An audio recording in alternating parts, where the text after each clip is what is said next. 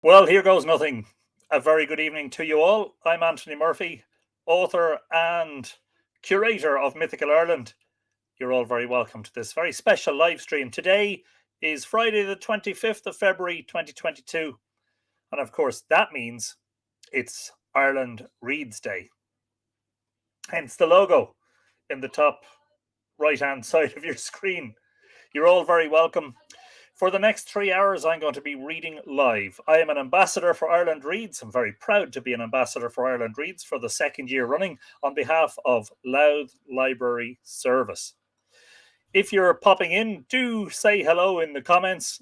I may not be able to read them all, but we'll flash a few up on the screen as the evening goes on. I have planned and compiled an interesting reading list tonight. I hope you agree. It's not all focused on mythology or archaeology. You might be surprised and shocked to hear. We will have a combination of different subjects ranging from anthropology and paleontology to music, to literature, to what else? Yes, there's a little bit of history and yeah, loads of stuff. I can't remember now. I'm looking at the list in front of me. I didn't note themes. I hope I have enough material. I'm sure I certainly will have. I hope that you are able to enjoy the evening. Get comfortable. Make sure you got plenty of cushions. Maybe a blanket. A cup or maybe a pot of tea or perhaps a bottle of something if that's your preference. And I hope at some point during the evening, if you're in Ireland or Britain or in Europe, or during the day if you're in America, that you can squeeze in a little bit of time to read. Of course, it's all about getting Ireland to read, but if you've got any Irish connections at all, do please feel free to squeeze in a read, which is the slogan of Ireland Reads. A quick hello to those of you who are watching. We're streaming simultaneously on the Mythical Ireland YouTube channel. That's on youtube.com/Mythical Ireland, and also on the Mythical Ireland Facebook page, which is facebook.com/Mythical Ireland. So, are you all ready? As I say, a list of stuff to read, and we will do our best to get through it all. Anyway, first on the list tonight, straight in there, huh? First on the list tonight is from a book by a man who's become very well known in Ireland during the COVID-19 pandemic. He is none other than Professor Luke O'Neill, and he has many feathers in his cap. He's a professor of biochemistry in the School of Biochemistry and Immunology at Trinity College Dublin. Described by Irish broadcaster Pat Kenny as a rare creature and exotic, a discovery as the Galapagos Islands, Luke has been ranked among the best immunologists in the world. He is in the top 1% of most cited researchers in his field. In 2016, he was made a Fellow of the prestigious Royal Society for his innovative work on the human immune system. He has a popular weekly slot on News Talk Radio's Pat Kenny Show, where he specializes in delivering expert answers to complex scientific questions in his uniquely hilarious manner. I'm reading from his book called Humanology, which was published in 2018, a scientist's guide to our amazing existence. I am not going to read his thoughts on immunology and viruses and disease. I'm actually going to read his chapter, or part of his chapter, which is about music. So, hello to Janet Moran, Helena Breen, Anne McCallum, Archaeoastronomy Database, Clara Garvey, and Wayne Bird so far. What time? Yes, good. We're good. We're in good stead.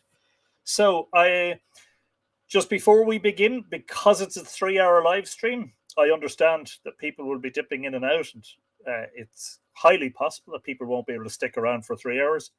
It may also be possible, and I said this last year on our Ireland Read stream, it may be possible that we might need lavatory breaks. So I may have to pause for a few minutes and leave the library.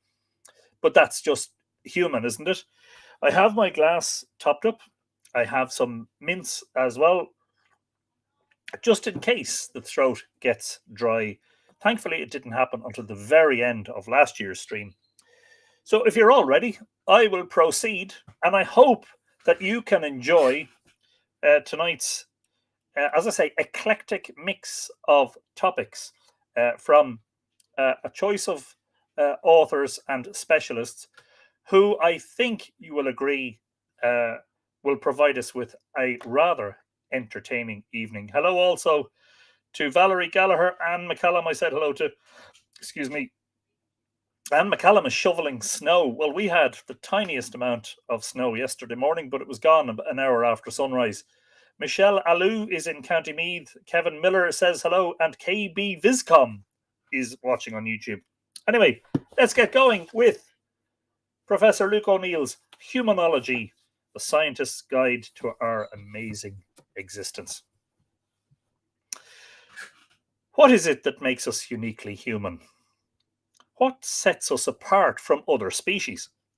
There may be many answers to this question, but a good possible answer is our love of music. Humans all over the world love it, across all communities and ethnic groups. And yet, we're not really sure what it does for us as a species. When scientists consider music, all kinds of questions come into their heads. You might wonder, why can't they just listen to the music and enjoy it? Well, they can't, at least not all the time. This is the curse and the joy of being a scientist. We're always overthinking.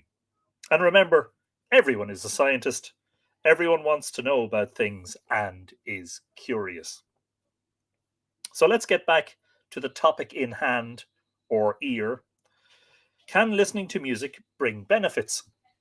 Why do some sounds suggest happiness, for example, Handel's water music, while others invoke sadness, for example, Albinoni's Adagio?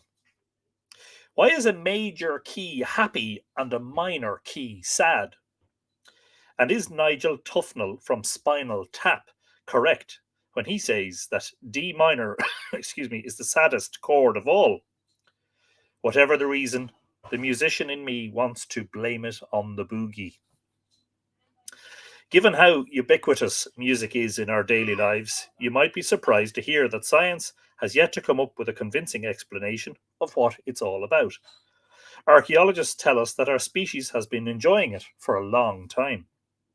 The oldest agreed upon musical instrument is a flute made from a mammoth bone dating to somewhere between 30,000 and 37,000 years ago.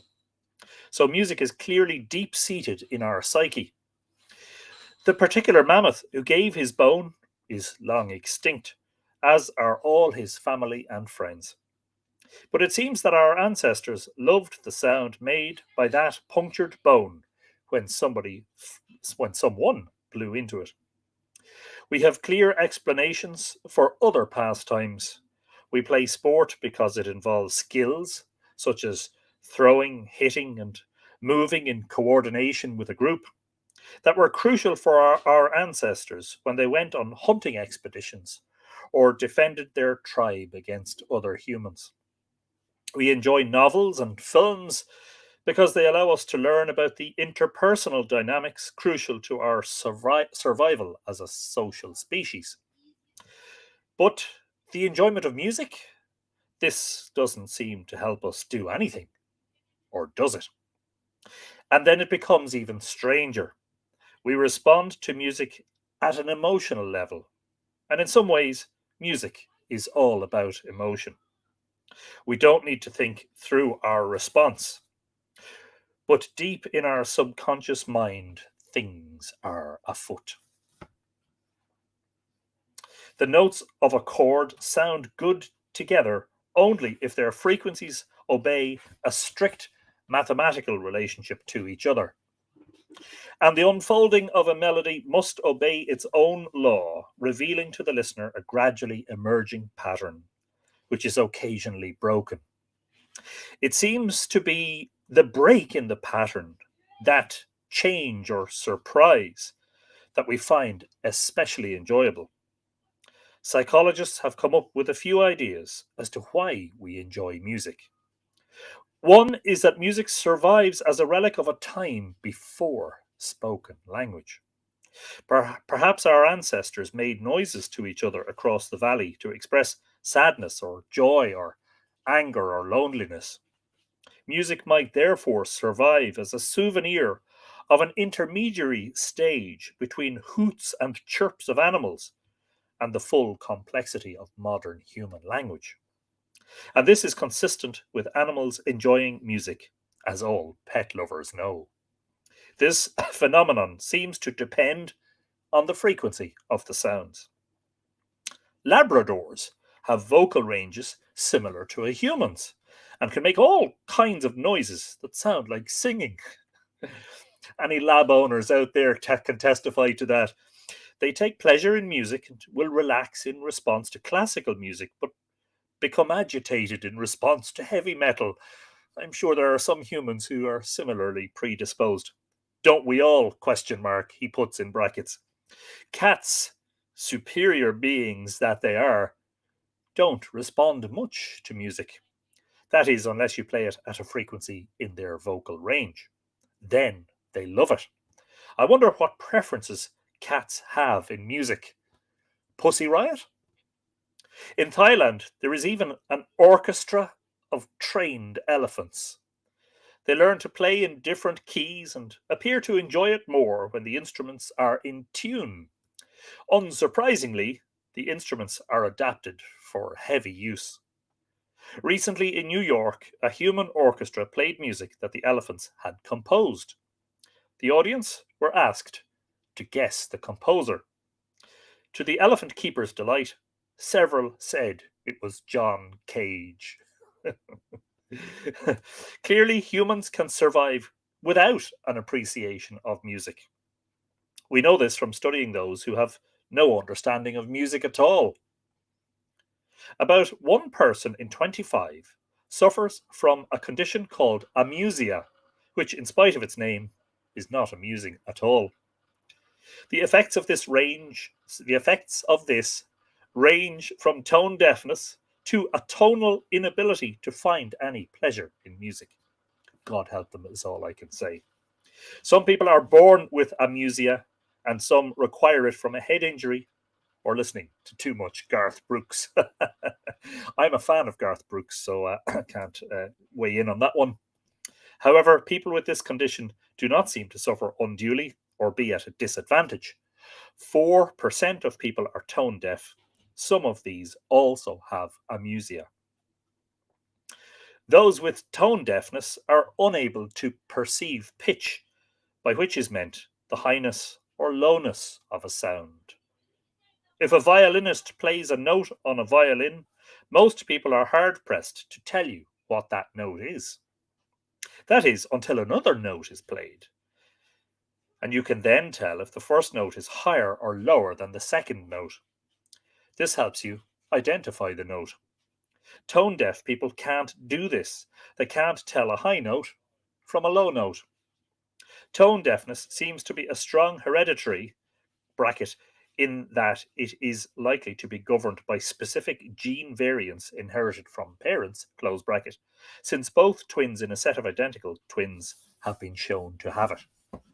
Desiree Riley is in the house, as is Astro Gypsy, Sokada Dasi, I think if I have the name correct, Doris O'Hara, Anna Liffey, Deborah Williams, Tom King, Joanne Dagg, Kevin Miller, I might have said hello to already. You're all very welcome. Hope you're enjoying it so far. We are here for 3 hours of reading. I'm not sure if you'll be able to stick around for the 3 hours, but if you do, you'll be very, very welcome. MRI scanning can find out which part of the brain is active in a particular scenario. When we listen to music, a part of the brain called the arcuate fasciculus lights up. This means that this part of the brain burns more glucose for energy when you're listening to music. It is a set of nerves that relays information from one part of the brain to another. In tone deaf people, these bundles of nerves are much smaller, with one particular branch of the arcuate fasciculus missing. It may be that this is the part of the brain that is needed to tell notes apart based on pitch. Then There are the people who have perfect pitch. 1 in 10,000 people in the US have this. They can sing in the right key without hearing any reference note. The rest of us have relative pitch. We can sing a note relative to another note. The part of the brain required for perfect pitch is not known. The overarching proposal as to what music is for is that it brings us together as a community. If you have amusia, you may therefore not be at a particular disadvantage, so long as you keep socializing in other ways, say by attending a sporting event. But for the rest of us, music turns a crowd into a community. It's no accident that soldiers once marched off into battle behind drummers and pipers, or that an entire stadium's worth of fans will belt out the fields of Athenry, and they would be the Irish fans generally. Nothing can match the power of music in spreading an emotion across a crowd of people and binding them together. This might be the real purpose of music. It's easy to understand how such a trait would be selected for and become widespread, as it is our capacity for social activity that makes us the successful species we are. We all know that going to a concert or music festival is a much more intense emotional and physical experience than simply listening at home. The sensing of rhythm is a key part of music, and this occurs partly through our sense of touch as we pick up the vibrations. This can be especially vivid at a loud gig. In the communal environment of the concert hall, we don't just enjoy the music, we are swept away by it into something greater than ourselves, something ineffable. We get carried along in a great ocean of collective feeling. Another theory has it that music helps us handle cognitive dissonance. This is a feeling of unease that occurs when we hear two pieces of contradictory information. An experiment was carried out to test whether music is able to soothe the feeling of cognitive dissonance. And guess what? It did.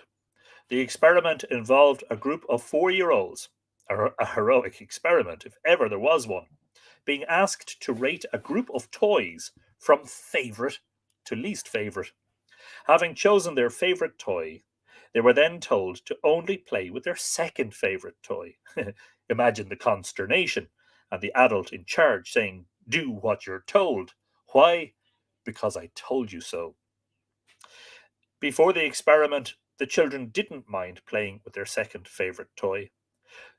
But then they were told that although the toy wasn't their favourite, they must keep playing with this second toy. This created the dissonance. Eventually, though, the children lost interest in the second favourite toy. They resolved the dissonance by agreeing with the adult, telling them they didn't like that toy. However, things played out differently if there was music playing. The children learned to handle the dissonance and kept playing with the toy. Who thinks up these kind of experiments?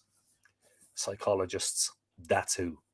And that is from the chapter called I Got the Music in Me. Why do we listen to music? Which is from the wonderful Humanology by Professor Luke O'Neill. What better way to start a broadcast on Irish Reads than with an Irish scientist and writer?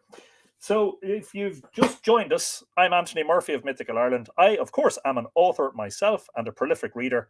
I am an ambassador for Ireland Reads. That's that logo there on behalf of Louth Library Service. And I'm reading for 3 hours, hopefully non-stop. But hey, if there's a lavatory break needed or a cup of tea break, then we will take a break. Hope you're all comfortable and seated comfortably. Ah, yes. Next on my list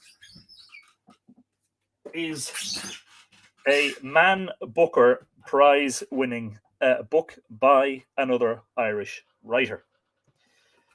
I haven't read a lot of material by this author, principally because, as I have said on many, many occasions, I mostly read non-fiction and I mostly read reference material for my own writing. And I don't have much time for reading fiction. That, of course, does not mean that I don't enjoy reading fiction. The wonderful thing about reading is it does not matter really what you're reading, unless it's neo-Nazi propaganda or something, but not to be too judgmental. You know, so long as you're reading. When you're reading, you are expanding your mind. And of course, reading a wonderfully written book takes you into a different space. It's good for your mental health as well. We're always accentuating the benefits of reading. So, a quick hello to the Rins Ranger, Sandra Boothroyd, the full Irish Gary is in the house, Patricia Pack, Sandra Boothroyd, Kathleen Gallagher, Who Gadarn, Bernardine Rooney is in snowy Maine. Hope it's not too bad. Anyway, the book won the Man Booker Prize in 2005. The author is none other than the wonderful John Banville. And the book is called The Sea. And here is an excerpt from John Banville's The Sea. I hope that you enjoy this.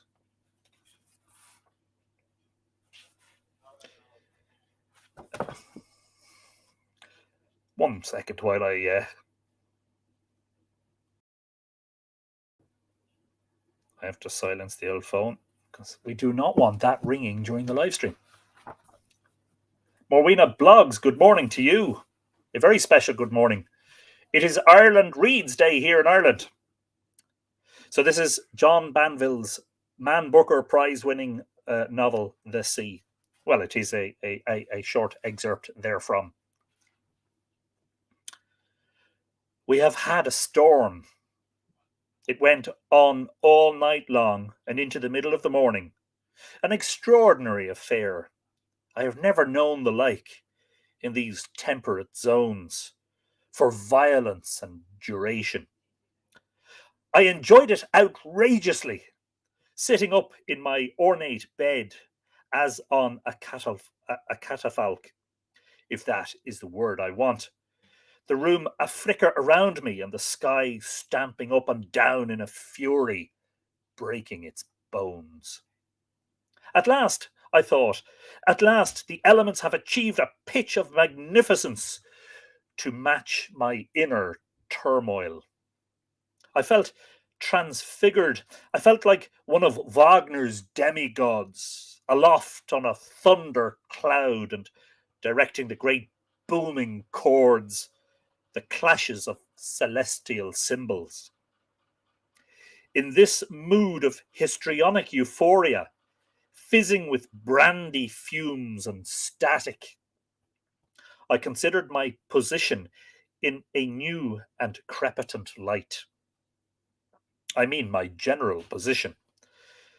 I have ever had the conviction, resistant to all rational considerations, that at some unspecified future moment, the continuous rehearsal which is my life, with its so many misreadings, its slips and fluffs, will be done with, and that the real drama for which I have ever and with such earnestness been preparing will at last begin. It is a common delusion, I know. Everyone entertains it. Yet last night, in the midst of that spectacular display of Valhallan petulance, I wondered if the moment of my entrance might be imminent, the moment of my going on, so to say. I do not know how it would be, this dramatic leap into the thick of the action, or what exactly might be expected to take place on stage. Yet I anticipate an apotheosis of some kind, some grand climacteric. I am not speaking here of a posthumous transfiguration. I do not entertain the possibility of an afterlife or any deity capable of offering it. Given the world that he created, it would be an impiety against God to believe in him. No, what I am looking forward to is a moment of earthly expression. That is it. That is it exactly. I shall be expressed totally. I shall be delivered like a noble closing speech. I shall be, in a word, said. Has this not always been my aim? Is this not indeed the secret aim of all of us? To be no longer flesh, but transformed utterly into the gossamer of unsuffering spirit. Bang, crash, shudder, the very walls shaking. By the way, the bed, my bed, thank you, Coda. As soon as I mentioned bed, maybe he wants to go to bed. I don't think so. Ms. Vavasour insists it has always been here. The Graces, mother and father, was it theirs? Is this where they slept? In this very bed? What a thought! I do not know what to do with it. Stop thinking it. That would be best. Least unsettling, that is. And that is a short excerpt from The Sea by Irish writer John Banville, who, like myself, hang on, be careful, Anthony. No, I haven't written anything like this. Worked in the newspaper industry as a sub-editor. There you go. Whose birthday is it? Whose birthday is it? Whose birthday is it? Patricia? Is it? Patricia who? Patricia. Patricia Pack. Hello, everyone. Ash will flash that message up there. This is wonderful. Today is my birthday. Glorious gift for me. I'm a voracious reader and have Ireland in my ancestry. 64 years young. Lots of love to all followers around the world. Well, a very happy birthday to you, Patricia, on Ireland Reads Day. What an auspicious day to have Ireland Reads on your birthday. You thought I was going to say the opposite way around, didn't you? Ah, yes. And next on the list. Oh, next on the list. A very, very special reading from a writer who I am delighted to be able to say is a personal acquaintance, and a very, very, very well-known writer of Irish material based on Irish mythology and Irish history, and has published, I think, because, well, Mythical Ireland patrons enjoyed a long interview I did with her. Well, not an interview, more of a conversation. I think that her current published book count is something around the mid-30s, between 30 and 40 books. Anyway, the author in question is none other than the wonderful Morgan Llewellyn. And the book I'm going to read from, and I'm going to read the opening of the book that is called Bard, the Odyssey of the Irish. And of course, this is based on Amergin of the Milesians, who is a figure who has been of huge inspiration in my own work, beginning all those years ago in 2006 with the publication of Island of the Setting Sun, which has a chapter devoted to the Milesians, and they're mentioned throughout. And latterly, most recently, in my book Return to Segish, where he continues to be a figure of great, as I say, inspiration, and motivates me greatly. Hope everybody's still comfortable. We are 1/6 of the way through tonight's live stream. It is 7:30 p.m. here in Ireland. We are reading until 10 p.m. That's another 2.5 hours. I hope that you enjoy this. This is the opening to Morgan Llewellyn's Bard, the Odyssey of the Irish, which is described as superb by Andrew M. Greeley. Magic and words and war. It makes for a wonderful book, says the Washington Post. By deftly reworking Ireland's ancient myths and legends, Morgan Llewellyn has made Bard ring with Celtic spirit, says the Los Angeles Times. And of course, Morgan Llewellyn should need no introduction to anybody who is even remotely interested in both Irish mythology and Irish literature. Mandy McCurl is in the house. Hello, Mandy. you're very welcome to this very special live stream. 3 hours of reading on behalf of Louth Library Service as an ambassador to or for Ireland Reads Day, which is today. Don't forget, you can also squeeze in a read. Make sure that you have something. Doesn't matter what it is, as I say, so long as it's something that interests you. See a tall man pacing alone on the twilight beach, caught between the dying day and the incoming tide. What a wonderful, gripping opening sentence. Grabs you by the shirt and drags you straight in. Smell the moist air, heavy with salt. Hear the lapping of waves slapping the shore, the hiss of their withdrawal, their rushing return.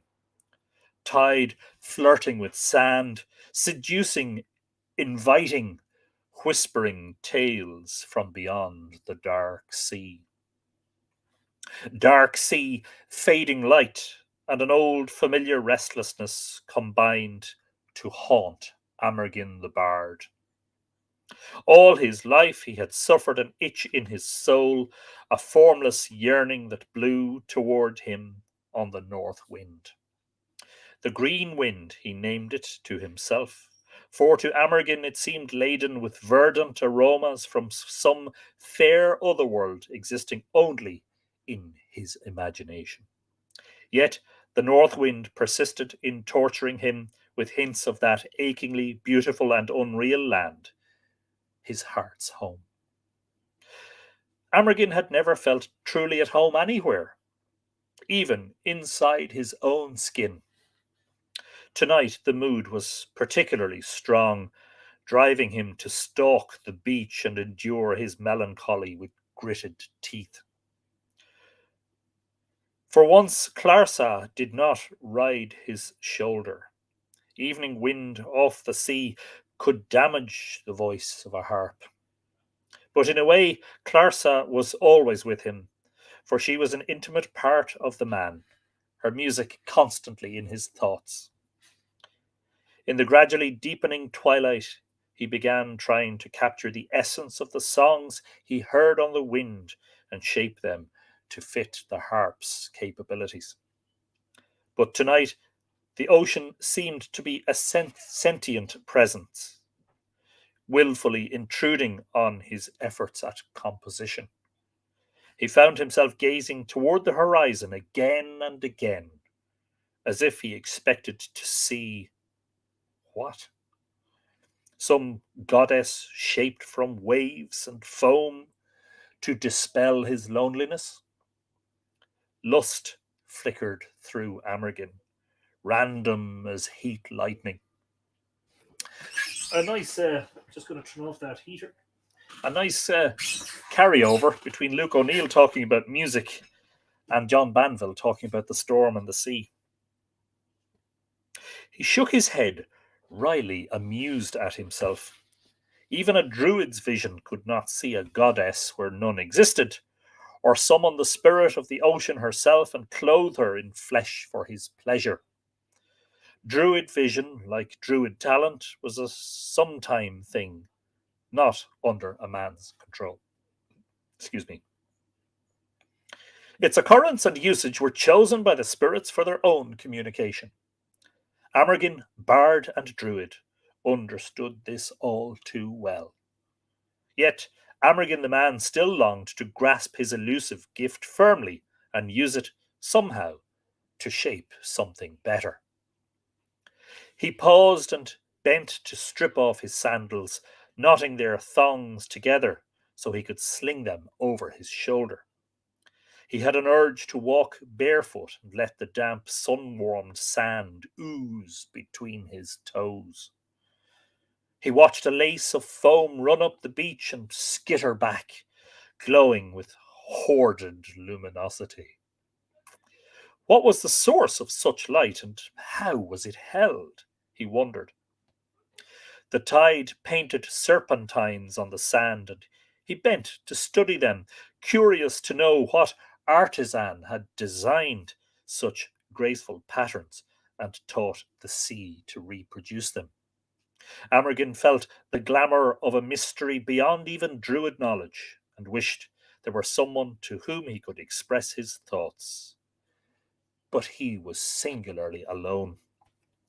When he was a small child, enthusiasm had bubbled up in him like a wellspring, and he reached out to everyone, trying to touch, eager to share. Each new discovery of beauty or wonder delighted the young Amergin almost beyond bearing. But when he tugged at the nearest arm, "Look! Oh, look!" his clanspeople pulled away impatiently, or offered him the polite patronization adults substitute for interest.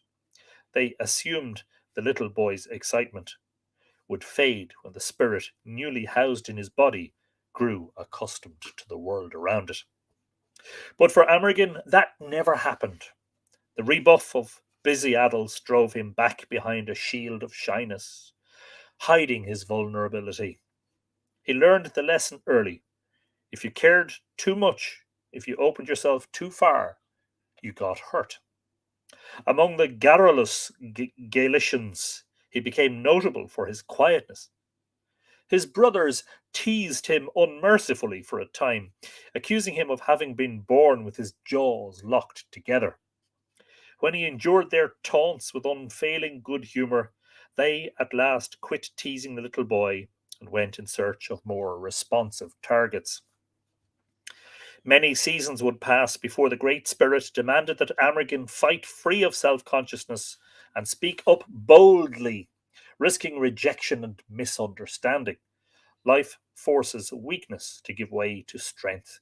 It is the law.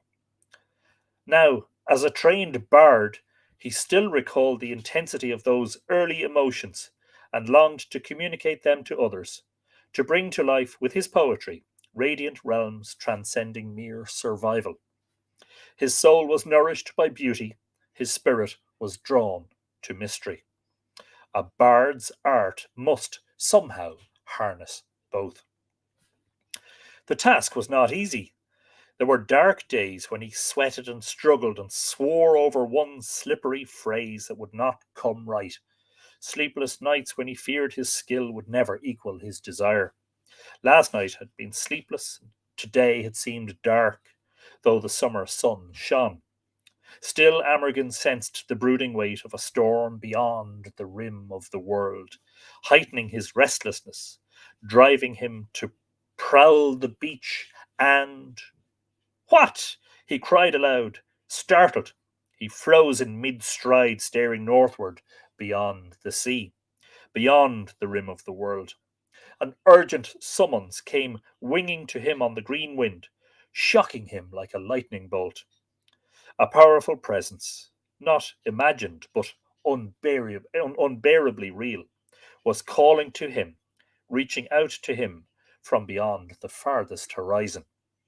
He could not move except to lift his arms in reply, stretching them wordlessly as he stared transfixed beyond limits of human vision. No seafoam goddess this, created from restlessness and the body's fever dreams. Whatever called Amergin was irresistibly alive and as compelling as the tide. His soul rose into his throat, aching to answer. The bard was so intent on whatever beckoned from beyond the ninth wave that he was blind to the sea before him. Yet at last his brain forced him to recognize objects his eyes had been ignoring. Ships. A fleet. Their intruding reality shattered the spell, and he found himself staring in disbelief at a line of merchant galleys, battered and beaten, limping toward the harbour beyond the headland. Amergin could hardly believe he was seeing traders arriving again after so many seasons. He rubbed his eyes, but when he looked again, the ships were still there, struggling closer. The oars swam through air and water in a ragged rhythm, betraying the weariness of the oarsmen. The vessels seemed close to foundering in increasingly heavy surf. The bard gasped and began to run. He must reach a point where he could wade into the sea and pull out survivors if the galleys went on to the rocks. Failing that, he would have to get to his clan's stronghold on the headland as quickly as possible and summon help. There was suddenly so much to do and so little time. Yet, even as he ran, anger ran with him. The traders were coming at the most inopportune time for him. Their arrival had broken a vital connection between Amergin and whatever it was that called him on the green wind, and it hurt. It hurt terribly. Elaine Dent Lingenfelter has joined us. Salve is also in the house. Glad to see you all here. That was, of course, the wonderful Morgan Llewellyn and the opening of Bard, the Odyssey of the Irish. And look at me. Aren't I blessed and lucky to have a personally inscribed copy that reads, "For my friend Anthony, with admiration, Morgan Llewellyn." And that, I can tell you, is a treasure. That is item number 3 on our list tonight. How are we doing for time? Oh, okay. I think the pace is just about right. We'll know towards the end whether it is or not, and I may have to quicken up or slow down. But anyway, Elaine Dent Lingenfelter is late because she was having so much fun changing the sheets.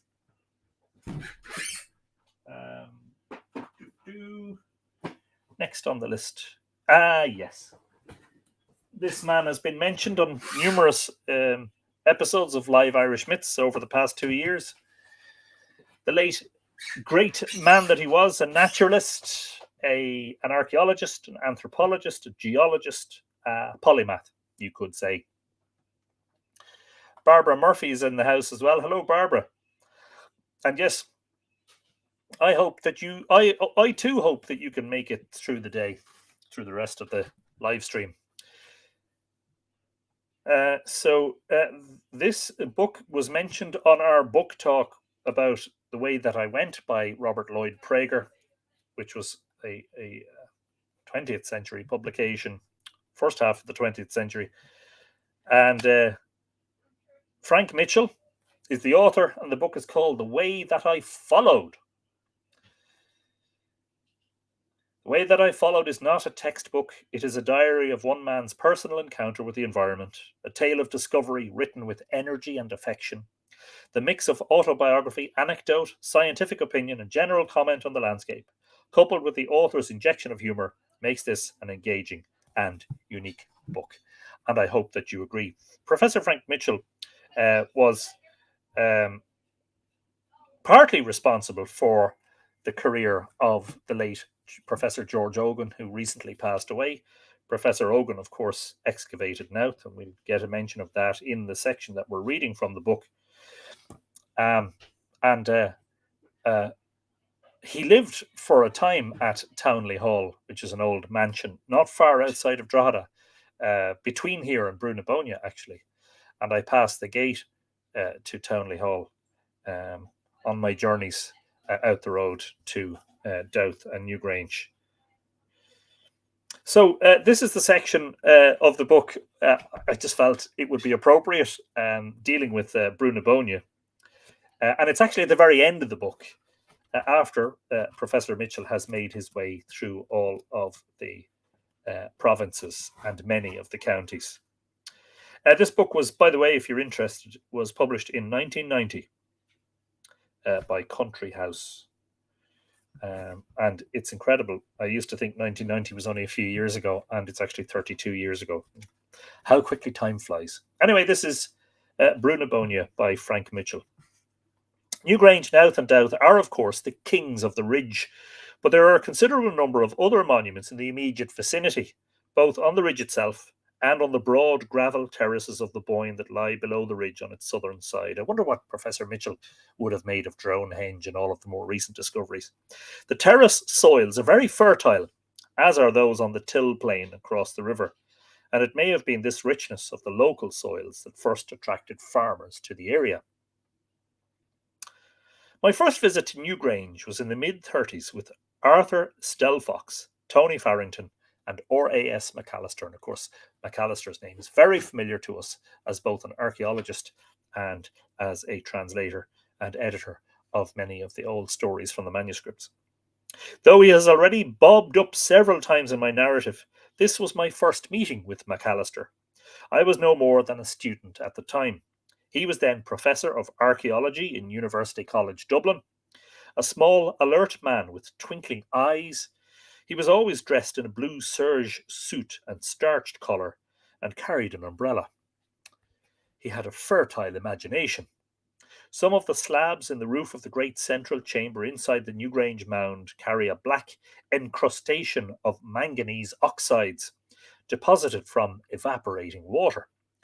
McAllister believed that the deposit was soot from Bronze Age funeral pyres, and I had been brought along as a scientist in the hope that I could convince him that large fires in such a confined area would not have left much oxygen for those in charge of the fires to breathe.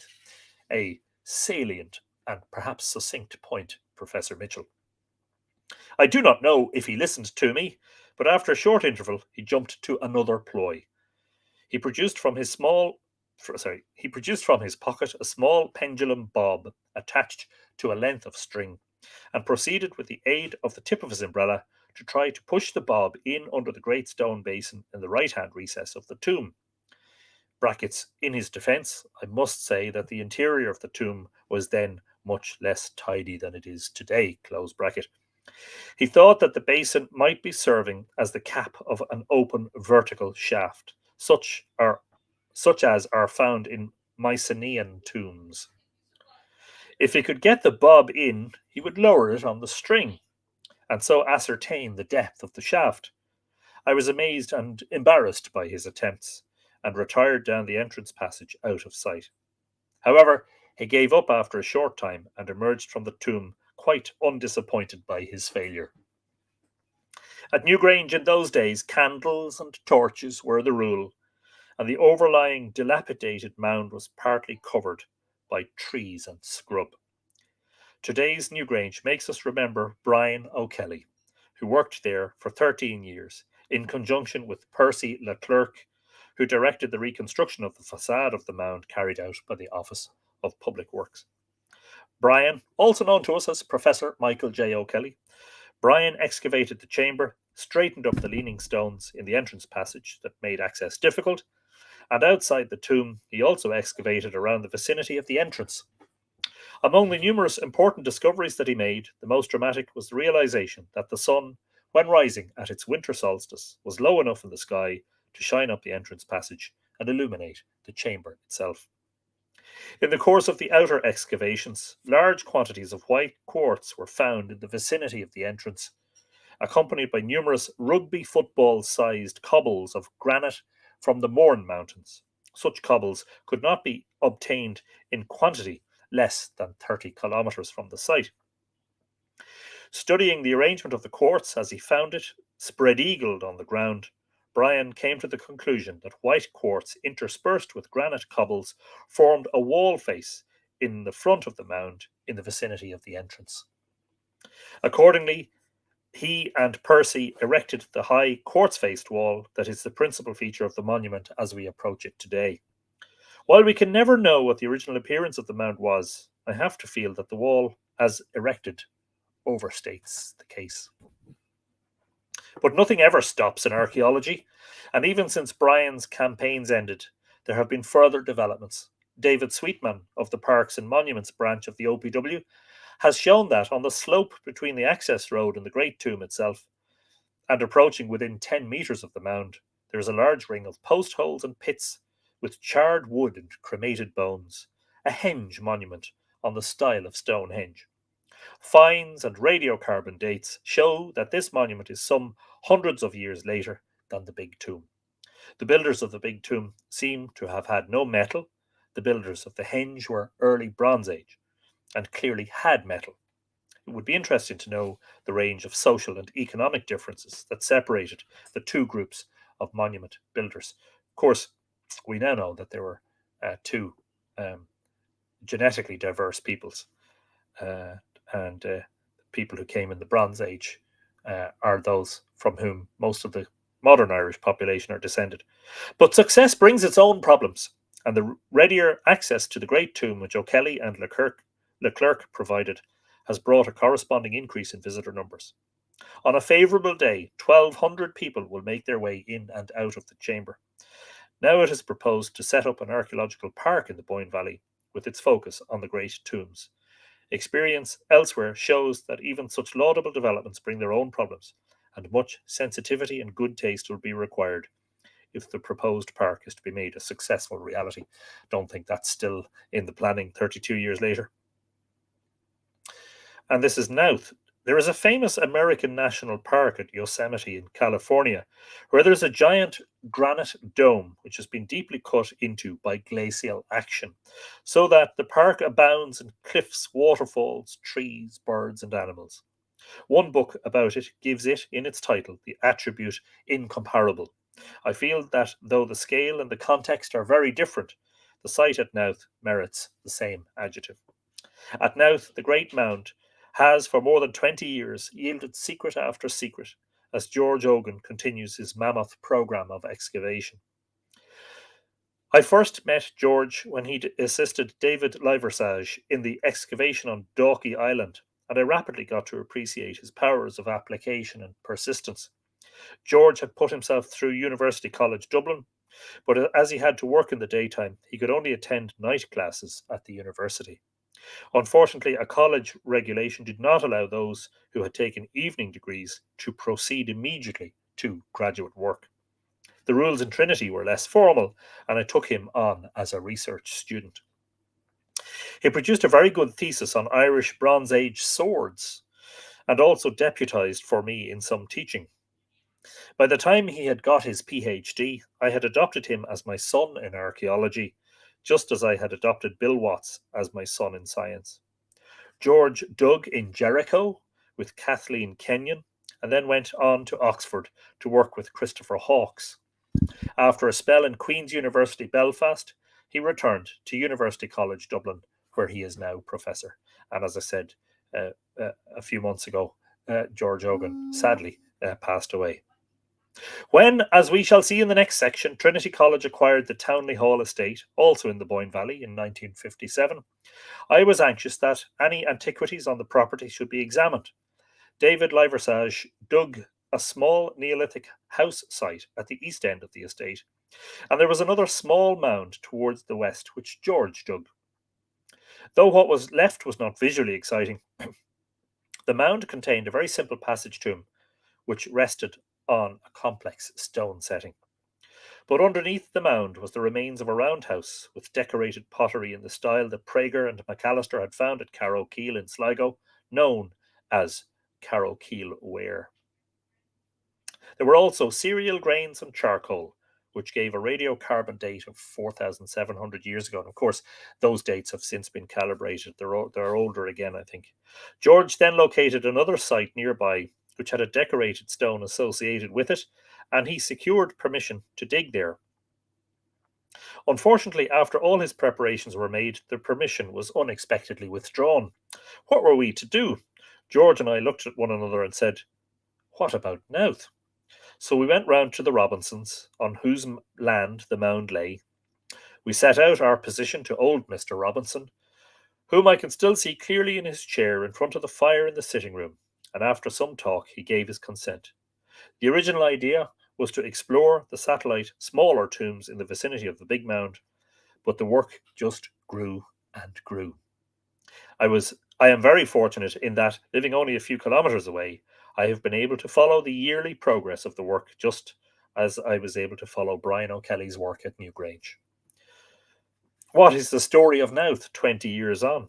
The first Neolithic farmers to reach Ireland, probably a little more than 5,000 years ago, probably arrived a little more than 5,000 years ago. We now know that that's actually around 6,000 years ago. They lived in rectangular houses, used pottery with little decoration, and did not build elaborate tombs. At Louth, these people had a small settlement on the natural rise in the rock on which the great mound was later erected. Then the passage tomb builders. Barbara Murphy is requesting. Yeah, Barbara, I'm not going to be able to do that during the live stream, but I'd be very happy to provide the list afterwards. No problem. Looking for a list of authors and titles. Yes, I have it written down here, so it wouldn't be too difficult to type it up and share it with you later on. Then the passage tomb builders arrived around 4,750 years ago. Again, these dates have since been calibrated somewhat. Living in roundhouses and using pottery whose surface was roughened by stab marks, the so-called Carrow Keel ware. Their tombs increased in size, culminating in the high mound, holding within itself two large passage tombs. Many of the large stones used were lavishly decorated with stylized ornament. As at Newgrange, they also embellished the entrances to the large tombs with boulders of quartz and cobbles of granite. And there's a photo of George Ogan at Curbstone number 5 with Etienne Ryn, Frank Mitchell, I don't know how to pronounce that name, Bohulov Tropovsky from Czechoslovakia, and Jacques Nenquin from Belgium. We have seen that at Newgrange, the first users of metal then arrived and erected a large monument in their own style. These early Bronze Age people, they were actually Neolithic people, used a thin wall style of pottery, often geometrically decorated, known as beaker. Well, that's late Neolithic. These people also came to Louth, probably shortly after 4,000 years ago, but beyond their pottery and their flint implements, no structural features were found. And so on and so forth. That is the way that I followed by Professor Frank Mitchell, called appropriately titled, because he was, I think, greatly inspired by the book by Robert Lloyd Prager called The Way That I Went. How are we doing so far? Let us just take stock. It is almost 1 hour. We're nearly 1/3 of the way through tonight's Ireland Reads live stream. You're all very welcome if you've just arrived. I'm Anthony Murphy. I'm an author and a prolific reader, and I am an ambassador for Ireland Reads. And Ireland Reads Day is today, the 25th of February. I am an ambassador on behalf of Louth Library Service. And I'm encouraging you all to do what you can today to squeeze in a read, because reading is a great thing to do. So we've 1, 2, 3, 4. Now, how many have I left? Okay. All right. Just keep an eye on the pace. My next book is a book that I've read from in an episode of, I think, Book Talk. And it's a wonderful, wonderful book for anybody interested in Irish and Celtic mythology and cosmology. It was published a good while ago in 1961 by Thames and Hudson. And it is, well, let's just introduce it. It is Celtic Heritage by Llewellyn and Brinley Rees. Ancient tradition in Ireland and Wales. In this widely acclaimed study, Llewellyn and Brinley Rees reinterpret Celtic tradition in the light of advances made in the comparative study of religion, mythology, and anthropology. Part 1 considers the distinguishing features of the various cycles of tales and the personages who figure most prominently in them. Part 2 reveals the cosmological framework within which the action of the tales takes place. Part 3 consists of a discussion of the themes of certain classes of stories which tell of conceptions and births, supernatural adventures, courtships and marriages, violent deaths and voyages to the other world. And an attempt is made to understand their religious function and to glimpse their transcendent meaning. Yeah, James Farley is asking what Barbara asked a few moments ago. I don't have a table of contents. I'm just going to introduce them as I go along, if that's all right. And when we are finished, I'll happily paste a list of book titles and authors on the Facebook page and maybe as a comment under the YouTube video when it's finished, if that's okay. I just can't do it now mid-live stream. I have it written down, as in handwritten, but I haven't got it typed, so I can't do it immediately. But anyway, I was kind of hoping that each one would be a bit of a surprise for you as we go along. Who else? is here that I maybe haven't mentioned. Mariana Dunn is in the house. Hello, Mariana. As is Vicky Wallace Southall, who says, I'm late. A wizard is never late. And hello to Evan and Chili. If they're watching, you're all very welcome. Just checking back. Anne Sieben is joining from Denver. Hello, Anne. It's very nice to see you in the...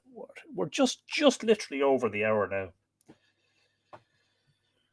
This is chapter 3 from Celtic Heritage.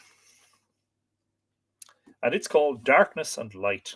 Yeah, and it opens with a quote from Genesis. And God divided the light from the darkness, and God called the light day, and the darkness he called night. That's from Genesis 1, 4-5. The alternation of day and night, light and darkness, had a profound meaning for the Celts as it did for many other peoples.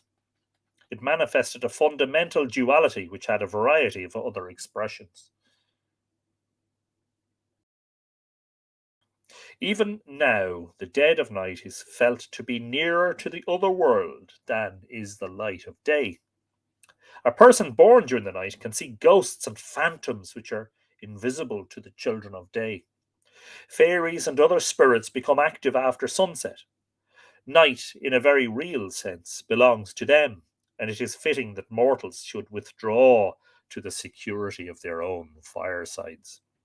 In Ireland, country people still say it is inappropriate for persons to be out at all hours of the night. Such wanderers might disturb the little people, and they run the risk of recognizing among them the spirits of dead relations. The country people also doubt the propriety of staying up late at night because the dead approach the house silently every hour between 10 and 12 o'clock in the hope of finding that all is quiet, and the way to show them respect is to retire early, leaving the hearth swept and the seats arranged for them around a well-made fire. Throwing out water or ashes at night is prohibited, lest the spirits be disturbed, and it is dangerous to whistle out of doors or to call children by their names. As dawn dispels darkness, so does the crowing of cocks. I'll start that sentence again, why not? As dawn dispels darkness, so does the crowning of... Okay, Anthony, take a sip. Just take a break for a moment and just think about what you just did.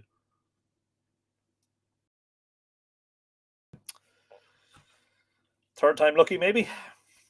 As dawn dispels darkness, so does the crowing of cocks send the spirits and elves to their abodes.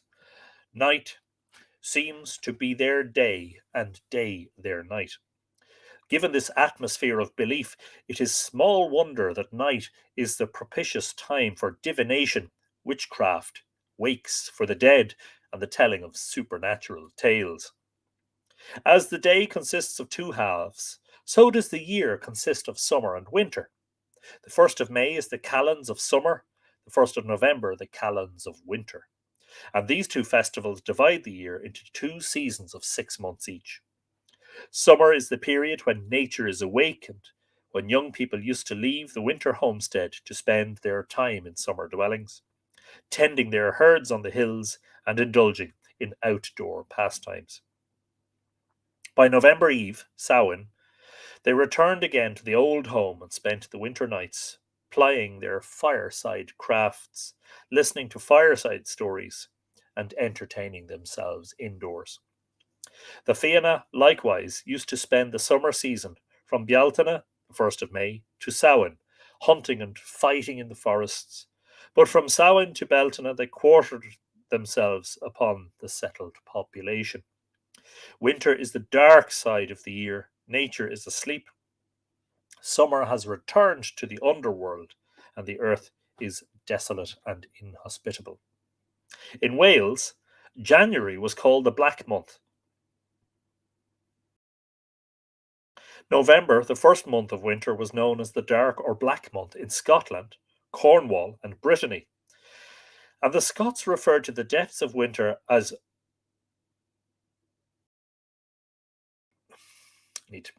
I don't know how to pronounce Scottish Gaelic. Dulach, it looks like. Gloom. It was the season of death reveals, presided over by a king with a blackened face, whose emblem of office was a sword, a scythe, or a sickle. Time, as it manifests itself in this way, consists of the alternation of opposites, light and darkness, warmth and cold, life and death.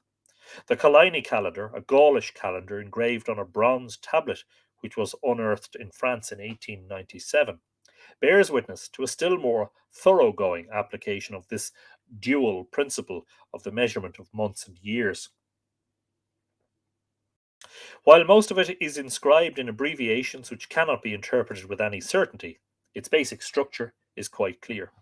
It covers 5 years, a significant period in view of Diodorus' testimony that the continental Celts held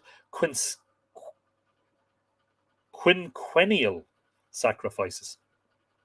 Not quincentennial, quinquennial. Is that 5 times a year? Is it? Or once every 5 years? Sorry, once every 5 years, of course. Silly me. Just read, Anthony. Don't interpret. The 5 years consist of 60 months plus 2 intercalary months, one at the beginning of the cycle and one in the middle. The second intercalary month thus divides the cycle into 2 moieties of 2.5 years each. By the way, if that's 62 months, of course, that is a subunit of the Metonic cycle. The whole cycle is inscribed in 16 columns and is shown in figure 2. Oh, yeah. Okay. Just read on. The Gaulish names of the months have been inserted, and each column should be read downwards. It will be observed that the first half of the year begins with a month called Samon, Samon, and the second half with a month called Gaiamon, Giamon.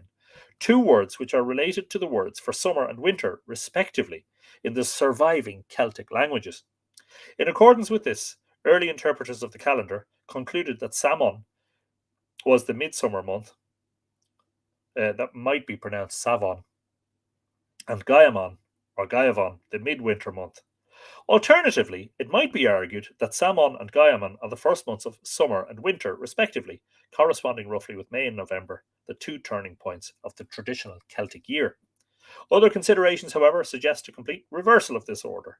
In Ireland, though Sov or Sam means summer, Samhain is, strangely enough, November Eve, the beginning of the winter half year, the season of storytelling and feasting, and in Christian times, the season to which most of the major church festivals belong. The Collini calendar, like the church calendar, was a timetable of ritual, and the fact that most of the rubrics believed to indicate festivals are concentrated in the first half of the year suggests that winter preceded summer, that Samon is paradoxically the first month of winter and Gaiamon the first month of summer. Such an arrangement of the seasons would harmonize with Caesar's testimony concerning the precedence of night over day. The Gauls, he says, calls themselves sons of the god of night and defined the division of every season not by the number of days, but of nights. Their birthdays and the beginning of months and years they observe in such order that day follows night. The order of the seasons does not seriously concern us here, but to facilitate description, we shall assume that the year and the first half of the 5-year cycle began with winter, while the second half cycle began with summer. It's fascinating stuff, but we will read no more of that for now. It is a little bit on the scholarly side, but the book contains some absolutely fascinating insights. Dawn Hilton is now confused. Not difficult, that. Given what we've just read, I'm confused too. Where are we on to next? Yes. An unusual departure, but anyway. Somebody's suggesting that drink is super necessary. Charlotte is in the house from Northern California. Haven't been here for a while. Good to be back. Yes, I agree. Books are wonderful. Yes, indeed. And do remind me later on to provide a list of books and authors. Regina Riley is also in the house. A very good evening to you, Regina.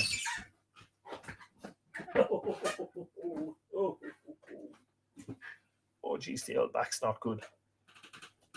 Are we all comfortable? Are we all enjoying ourselves? If you've just joined us, we are now in the second hour of a 3-hour live stream. I'm Anthony Murphy, author and prolific reader, and I am an ambassador for Louth Library Service. On behalf of them, I am reading for 3 hours as part of Ireland Reads. Annual Ireland Reads Day is today, 25th of February. This is a very, very recent arrival in the Mythical Ireland Library. It's a book that was published in 2019, I apologise. First published in 2019. And it immediately caught my interest in the bookshop. Loved what it was setting out to try and do. Do I have the time to read it? Well, it's on my TBR pile, and my TBR pile is quite significant. Yes, indeed it is. Anyway, I'll tell you a little bit about it. Well, that's very nice of you to say, Elaine, but don't forget to try and do some of the housework when we're done, you know? Don't completely abandon it. Karen Faye O'Loughlin is saying hello from Boulder in Colorado. You're very welcome. We already said hello to Regina, but you're all very, very welcome to Ireland Reads. So this is a Sunday Times bestseller. The author is Tom Holland, and the book is called Dominion, The Making of the Western Mind. And that's what it looks like in paperback. I gather it was originally published in hardback because it was first published in 2019 and published probably first published as a paperback. Yeah, paperback edition published in 2020. I will tell you a little bit about it from the back cover. Dominion tells the epic story of how those in the West came to be what they are and why they think the way they do, ranging from Moses to Merkel, from Babylon to Beverly Hills. From the emergence of secularism to the abolition of slavery, it explores why, in a society that has become increasingly doubtful of religion's claims, so many of its instincts remain irredeemably Christian. Christianity's enduring impact is not confined to churches. It can be seen everywhere in the West, in science, in secularism, in gay rights, even in atheism. It is, to coin a phrase, the greatest story ever told. And tonight we are talking about Martin. Who's Martin, you ask? Well, I hope that the ensuing will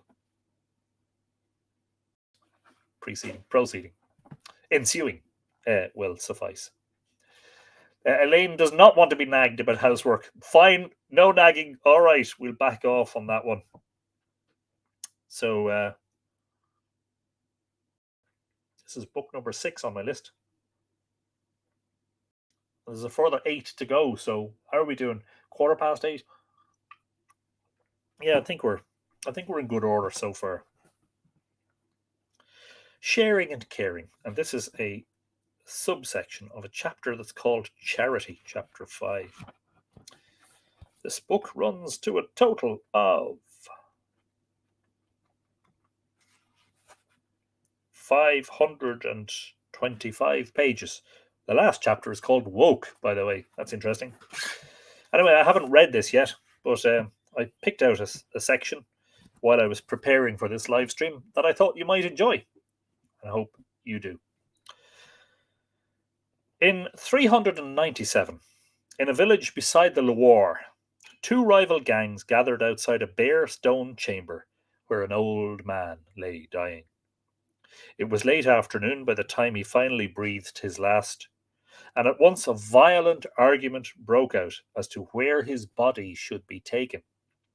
The 2 groups, one from Poitiers, the other from Tours. Is that Tours in France? Is that just pronounced Tours? With no, you don't pronounce the S, don't you not? Or do you? Perhaps one of my French scholars can fill me in. Both pressed the case for their respective towns. The shadows lengthened, the sun set, and still the dispute raged. The men from Poitiers, agreeing amongst themselves that they would spirit away the corpse at first light, settled down to sit in vigil over it. But gradually all fell asleep. The men from Tours, seizing their chance, crept into the cell. Thank you, Claire. Apparently I said it perfectly. Tours. The men from Tours, seizing their chance, crept into the cell. Lifting up the body from the cinders in which it had been lying, they smuggled it out through a window and sped away upriver. Arriving in Tours, I am trying to speak with the French accent, yeah. Arriving in Tours, they were greeted by exultant. This is terrible, I know, and I won't do it again. Arriving in Tours, they were greeted by exultant crowds. The old man's burial in a tomb outside the city walls set the seal on a triumphant expedition. Stories like these, told by people proud of the might of the dead in their midst, had a venerable pedigree. In Greece, the bones of heroes, readily distinguishable by their colossal size, had long been prized as trophies. It was not unknown for entire skeletons to be chiselled out of rock and abducted. Tombs as well, great mounds of earth raised over the ashes of fallen heroes, had for a millennium been sites of pilgrimage. Julian, even before becoming emperor and making public his devotion to the ancient gods, had made a point of visiting Troy.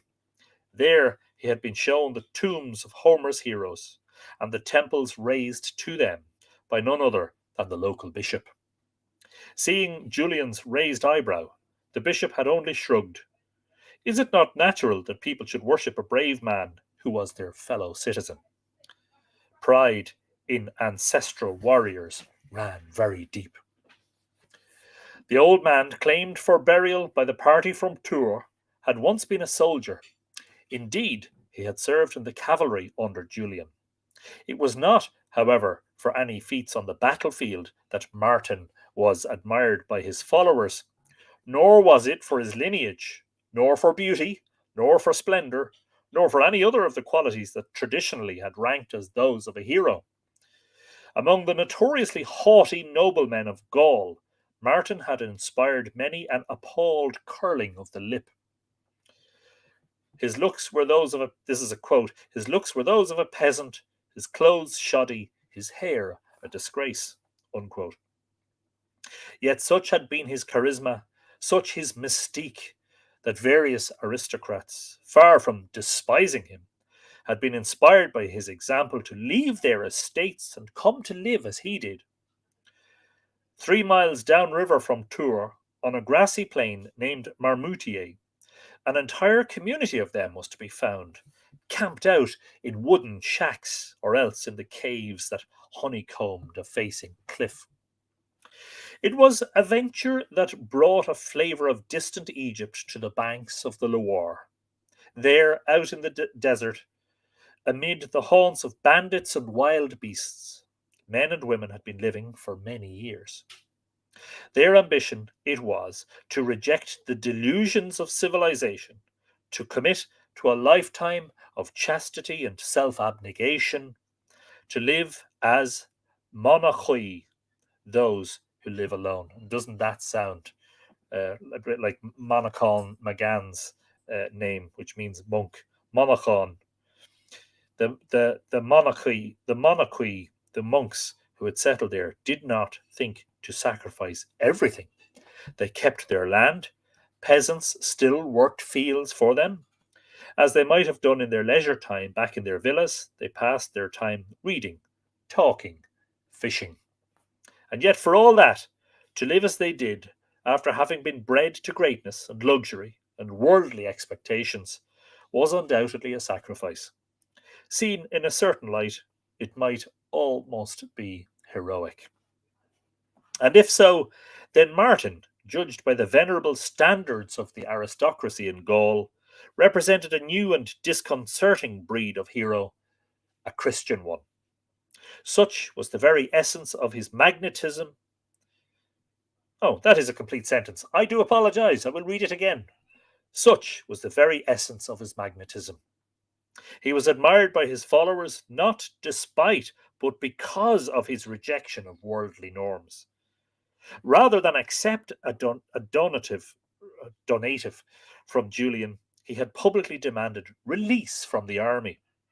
Until now, it is you I have served. From this moment on, I am a servant of Christ. Whether indeed Martin had truly said this, his followers found it easy to believe that he had. That he had breathed his last on a bare floor, his head resting on a stone, was the measure of how he had lived his life. Not even the most exacting standards of military discipline could have compared with the austerities to which he had consistently subjected himself. In an age when the rich, arrayed in gold and silk, shimmered like peacocks, Martin's followers camped out with him in their cells, dressed in nothing but the coarsest robes, looked on him as raw recruits might, gazing admiringly at a battle-hardened captain. By choosing to live as a beggar, he had won a fame greater than that of any other Christian in Gaul. In 371, it had even seen him elected as Bishop of Tours. The shock, both to the status-conscious elite of the city and to Martin himself, had been intense. Ambushed by those who had come with news of his elevation, he had run away and concealed himself in a barn until his hiding place had been betrayed by geese. Or so the story went. It was evidence of Martin's celebrity that many such tales were told of him. The first monk in Gaul ever to become a bishop, he was a figure of rare authority, elevated to the heights precisely because he had not wanted to be. Here, for anyone bred to the snobbery that had always been a characteristic of Roman society, was shock enough. Yet it was not only the spectacle of a smelly and shabbily dressed former soldier presiding as the most powerful man in Tours that had provoked a sense of a world turned upside down, of the last becoming first. Martin's disdain for the appurtenances of power, a palace, servants, fine clothes, was more than just a slap in the face of those who measured status by the possession of such things. It had charged him with a potency that, in the opinion of his admirers, owed nothing to human agency. Fabulous stories were told of its reach, of how fire would turn back at his command, of how water fowl, if they offended him by gorging too greedily on fish, would be ordered to migrate and do so. None of his followers doubted the source of this authority. Martin, so they believed, was touched by Christ himself.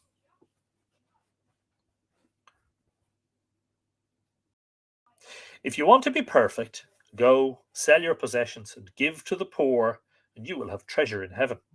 So Jesus, asked by a wealthy young man how he might obtain eternal life, had replied. The rich man, greatly saddened, had beaten a retreat. But Martin had not. Even as bishop, he had lived his Saviour's advice to the full, shunning the palace that was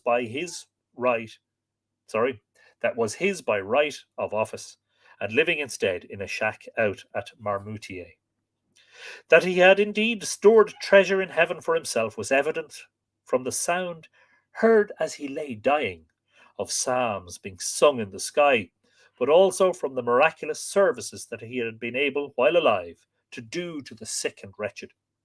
Reports of his feats were lovingly treasured, of how the paralyzed had been made to walk by his touch, of how lepers had been healed by his kiss, even of how a suicide, found hanging from a ceiling, had been brought back from the dead.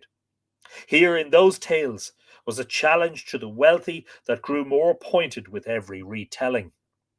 Anecdotes, no less than homilies, could serve to instruct the faithful. Martin was not, as Gregory of Nyssa had been, a great scholar. It was his deeds rather than his words that his disciples tended most to admire. Unlike Gregory, whose vision of God as the helper of the lowliest, the protector of the weak, the shelter of the hopeless, the saviour of the rejected, was powerfully informed by Origen, Martin's genius was for the memorable gesture. Such was his truest and most influential stories told about him. And one in particular. The setting was the dead of winter. back in the days of Martin's youth before his resignation from the army. The cold that year was exceptionally bitter. A beggar in rags stood shivering in the gateway of Amiens, a city in northern Gaul. The townsmen, wrapped up warm as they crunched through the snow, gave him nothing. Then came Martin. Dressed for duty, he had no money, only his arms. As a soldier, though, he did have his heavy military cloak, and so, taking out his sword, he cut it in two and gave one half to the beggar. No other story about Martin would be more cherished, no other story more repeated. This was hardly surprising. The echo was of a parable told by Jesus himself. The setting, as recorded in Luke's Gospel, was the road leading eastwards from Jerusalem. Two travellers, a priest and a temple attendant, passed a fellow Jew who had been attacked by thieves and left for dead. Then came a Samaritan, and he tended to the injured man, taking him to an inn and paying the landlord to care for him. Shocking to the sensibilities of Jesus' original listeners, who would have taken for granted the thorough contemptibility of Samaritans, it was shocking as well to those of distant Gaul. To the tribalism that had always run deep there, Roman urbanism had added its own assumptions, that the wealthy, if they felt a responsibility to the unfortunate at all, owed it only to those of their own city. Martin, though, was not from Amiens. Born beside the eastern foothills of the Alps and raised in Italy, he was not even a Gaul. More than any legal prescription could have done, then, more than any sermon, the compassion he had shown to a shivering stranger in the Gallic snow made vivid the principles to which he had devoted his life, that those with possessions owed a due of charity to those who had none, and that no bounds, no limits existed on that due. The night after his encounter with the beggar, so it is said, Martin had dreamed, and in his dream he had seen Christ dressed in the very portion of the cloak that he had given away that day. And the Lord said to him, as he had done on earth, whatever you did for one of the least of these brothers of mine, you did for me. Looking forward to reading the rest of that. That is Dominion, The Making of the Western Mind by Tom Holland. Wonderful stuff. And we're flying because we're halfway through now already. By God, it seemed like only a half an hour ago that we were 1/6 of the way, but that was actually 1 hour ago. So if you've just joined us, we're halfway through a 3-hour live stream. I'm Anthony Murphy. I am a reading ambassador for Ireland Reads on behalf of Louth Library Service. And tonight I have picked out an eclectic mix of material to read to you. Hope you're enjoying it. It's not all Irish, it's not all mythological or to do with archaeology or history. There's a good sort of array of stuff. Anyway, my next book is a good one. It finds a very easy place in my library as someone who is very conscious that it's not that long ago that we here, us Irish people living in Ireland, used to speak our own language. And of course, a lot of people do, thankfully, still speak that language. But it's not that long ago since my ancestors spoke it and didn't know any English and only knew Irish. Now a lot of people know both. We're in the unique position in Ireland of possessing a variant of English called Hiberno-English. Because as is our custom, we wouldn't have something foisted upon us without making a few changes to it. Hence, we have Slangwage. Yes, a dictionary of Irish slang by Bernard Share. And this was published. Sorry, I need to find out the date. I should know these things before. I did prepare, but I didn't prepare enough. I didn't memorize all this. Originally published in 1997. This second edition published in 2003. And the publisher at the time, Gill and Macmillan, nowadays only known as Gill, having lost the and Macmillan part. Anna L. is in Balbriggan and saying good evening. You're very, very welcome to the live stream. Karen Fay O'Loughlin is telling us Charlemagne defeated the Moors at the Battle of Tours in 732 from Chanson de Roland. Very interesting, brilliant stuff. Ah, yes. Joe Butler is in the house. We are very, very glad that you've been able to make it, Joe. I hope that life is treating you well and that you will be able to perhaps participate by doing a little bit of reading yourself at some point today. Anyway, that doesn't matter whether you can or not, because that's why I'm doing what I'm doing as part of Ireland Reads. This is from the Introduction to Slanguage. Hope you enjoy it. The two dogs are barking because it's feeding time. It's feeding time at the zoo. Let me just check.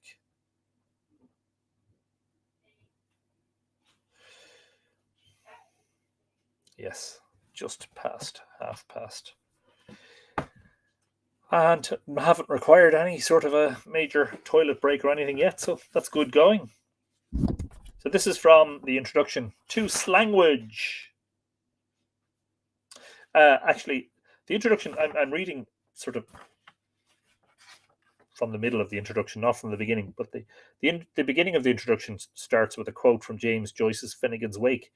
Have you not, without suggesting for an instant, millions of moods used up slanguage, ton times as words as the pen marks used out in sin script, with such hesitancy by your cerebrated brother? Ah, yes, Joyce. Ah, yes, so easy to read. But very enjoyable, and a master, and created epic work. Anyway, we are here reading the Introduction to Slanguage, or part thereof. The formal definition of slang is a matter which has confused and divided linguists ever since the phenomenon was first recognised as a category in its own right. As Alan Bliss in Spoken English in Ireland, 1600 to 1740, put it, quote, it is a dangerous thing to challenge any word as slang nowadays. Determination of the precise elements in the vocabulary which can properly be characterized as slang is extremely difficult, partly because of rapid fluctuation in the status of colloquial expressions, partly because of the deficiencies in the record of informal speech. Unquote. The Irish Times complained on 22nd of August 1936, quote, language has been made safe for democracy. Words that are accused of a vulgar origin are shown to possess pedigrees that go back to Anglo-Saxon times, unquote. This difficulty of definition is compounded when the field is extended, as it is here, to embrace the wider area of colloquial usage. Jacques Kellard and Alain Ray, Orie even, offered one solution in entitling their lexicon Dictionnaire du Français non conventionnel. I like that. Embracing the concept of a layer or stratum of usage which lies somewhere below the accepted levels of formal usage, though, it must be said, these levels are constantly shifting and redefining themselves. Thus, while I have largely adopted the methodology of Kellard and Ray and of G.A. Wilkes in a dictionary of Australian colloquialisms, for the purposes of the present compilation, I am aware of many grey areas. As between colloquialisms, proper, and dialect, for example, with the added complication, in the case of Hiberno-English, of its drawing its material from two distinctive language sources. If I have erred on the side of inclusion rather than exclusion, my justification would be not only the embarras de richesse which characterizes colloquial Hiberno-English. What does that mean? It's French. Embarras de richesse. Embarrassment of riches? But the importance of recording as much as possible in a world of rapid linguistic levelling and, at least in terms of the Anglophone world, internationalization. Not so long ago, in a very basic Dublin bar, pubs provide excellent locales for linguistic study. I overheard a middle aged man, from his accent patently a local, use the term ear bashing, a locution I had not then encountered outside Australia. And that's a phrase I'd be very familiar with. He gave him an ear bashing. Returned emigrant or soap addict, he constitutes a warning, if any were needed, that such colonization offers a serious threat to our survival as a distinctive linguistic community. Much will be lost in the inevitable progress from clicking a mot to clicking a mouse. In spite of this internationalization, the Hiberno-English linguistic community is, for the moment at least, still very much a reality. And in respect of slang and or colloquial usage, many people, though they would not find it difficult to define, though they would find it difficult to define, still clearly possess a discriminating sense of fitness over a range of situations. One is only to listen to a radio interviewee who might, in many social situations, employ the word fuck. Yes, I just said the F-bomb on a live stream.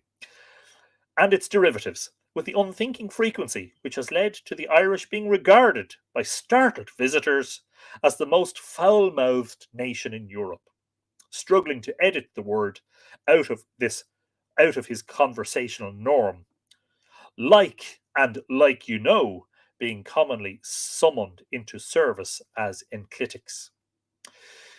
In 1990, I think an enclitic is one word that's sort of shortened and incorporated into another, like the not in cannot incorporated into can't. In 1995, the then Taoiseach, that's the Irish Deputy Prime Minister, Dick Spring, aroused unfavourable comment through the use in a speech to the annual conference of the Labour Party of the nickname the Cruiser, in a reference to Dr. Conor Cruise O'Brien. He was a journalist and author and historian. It was not the nickname itself which had been common currency for decades, but the context. On the other hand, McCann Erickson Dublin ran an advertisement in the Irish Times on the 26th of July 1996, seeking an, quote, account director who doesn't miss a trick, unquote. This appeared under the heading Cute Whore, and that, of course, is spelt H-O-O-R. On another level, the wide response to popular investigations of language usage, such as RTE's The Odd Word and Diarmuid O'Murray's Irish Times series, The Words We Use, to both of which I stand gratefully indebted, affords ample evidence of an enduring public interest in the intricacies and felicities of the second national language, an interest which has extended beyond the insular boundaries. The English chattering classes have been wrapping their ironic air quote marks around Celtic colloquialisms of late, the Independent on Sunday in London suggested on 12th of January 1997. Crack, C-R-A-I-C, abuse abounds, particularly in literary and media circles. Crack being an Irish word for fun. This extension, of course, long antedates contemporary fashion. Irish and Hiberno-English locutions are common in the colloquial repertoire of other Anglophone countries, especially Australia. Good on you, Kathleen Mavourneen, and North America. Phony, British slang phony, Irish fáine for ring, referred to a swindle in which the phony dropper drops a cheap ring before the victim, then is persuaded to sell it as if it were valuable. The temptation to relate Ulster Niam, N-Y-A-M, with West Indies Niam, eat, or fosy with German slang fotzi, pudendum, is perhaps better resisted. Do I need to explain pudendum? No, I don't think I will. I think you can look it up.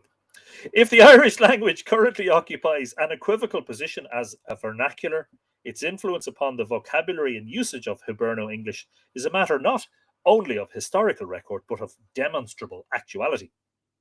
The syntax of Gaelic, this is a quote, the syntax of Gaelic Irish still survives in the speech of many Irish people, unquote, wrote Bob Quinn in Atlantean. Of course, we had Bob as a guest on Live Irish Myths and Conversation. That is on my YouTube channel, if you look back. Quote, this half-life of Gaelic in English-speaking people can be seen as a linguistic substratum, unquote. And this is true not only of syntax, but of vocabulary. Quote, the number of actual words used in southern Hiberno-English is small, even in rural areas, unquote, wrote Alan Bliss, in 1984. Quote, educated people do not use them at all except by way of conscious rusticism, unquote. But this view can be challenged on a number of counts, even if one ignores significant changes that have taken place since it was formulated. Though few would assert that the attempt to revive Irish as the vehicle of everyday communication has been conspicuously successful, exposure to the language over successive generations and in a range of contexts from the schoolroom to the nomenclature of political office holders and state-sponsored bodies has inevitably resulted in a leaking of Irish words and phrases into predominantly Hiberno-English contexts. This infiltration, as the instances here collected will indicate, has, in the contemporary context, very little to do with rusticism. The example of ceol agus crack is a case in point, an incontestably Irish word linked to a neologism coined from one long current in British dialects and in common use in its un-Irish form in Ulster, crack, C-R-A-C-K. The term brought into use to attempt to express a concept for which no adequate equivalent was felt to exist has interestingly moved on another linguistic stage by assuming, in some instances, the Americanized form ceol in crack, that is, ceol, quote mark, N, quote mark, to get rid of the A and the D in and. Or ceol agus crack, ceol and crack. Anna Fernandez is in the house. You're very welcome to Ireland Reads. I hope you're enjoying it so far. We're more than halfway through now. Another example of this process is the cúpla focal, which is the Irish for couple of words. As one ill-disposed observer put it, John Boland in the Irish Times, 21st of August 1995, quote, and this new middle-class era nua even absorbs the hitherto unfashionable Irish language into everyday Irish life, with the result that we get restaurants called Taoiseach mahogany gas pipes and fashion shops called Shea She. In historical terms, one only has to glance at the derivations of many of the earlier slang and colloquial elements of our vocabulary to find confirmation for Polly Devlin's assertion that, quote, Gaelic words run all through our language, an old faded strand among the English tongue, unquote. And bright, if sometimes garish new strands are consistently being added to the tapestry. The as yet unaccessible impact of Telefís na Gaeilge, the Irish language TV channel, is counterpointed by the bilingual cartoons of Tom Matthews, in one of which George Harrison, greeted Ringo Starr, is captioned with the proverbial Othnian Kirog Kirogella, which basically means one beetle recognizes another. That is Slangwich by Bernard Share.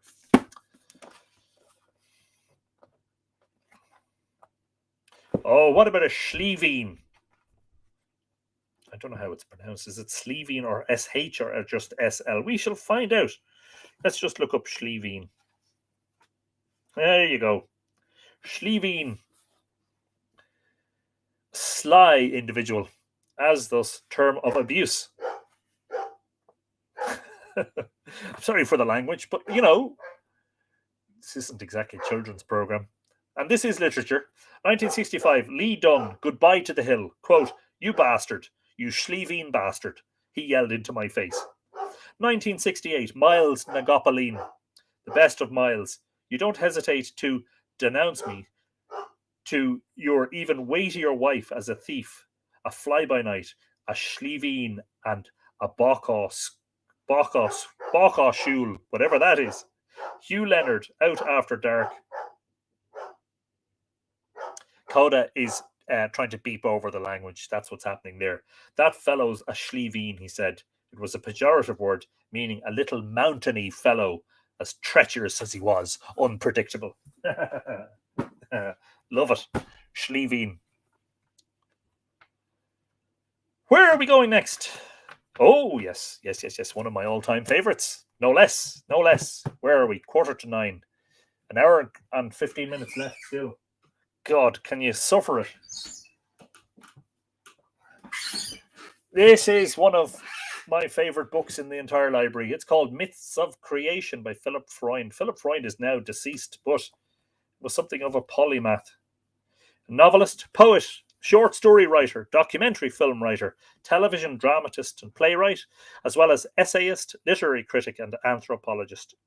He was Professor Emeritus of Fordham University, New York, and over the years has taught and lectured there and elsewhere on a wide range of subjects, from creative writing to the history of art, theatre, music, and films. And he lived in New York. I first read this book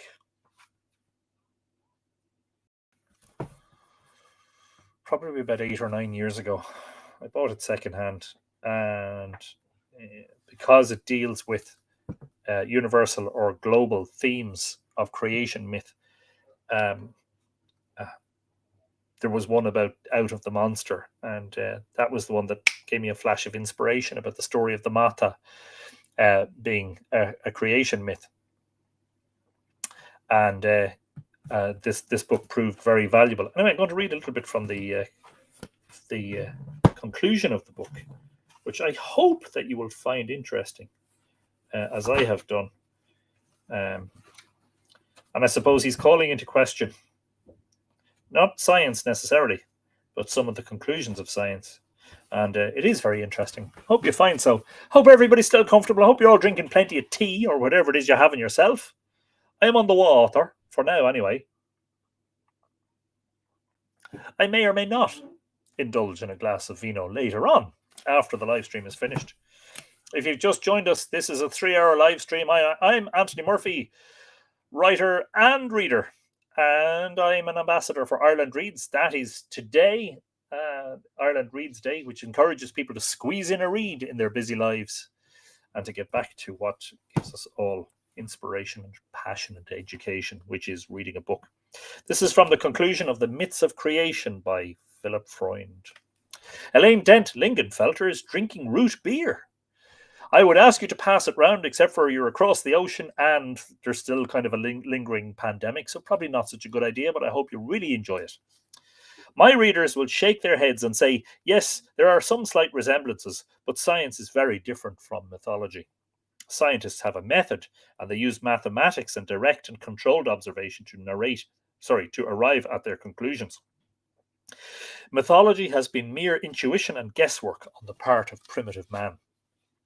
Yet we have just seen that the data of the modern astrophysicist are far less definite than is usually realized, which means that the theorizing based on them is often highly eccentric.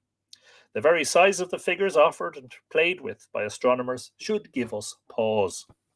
When a lady astronomer at Harvard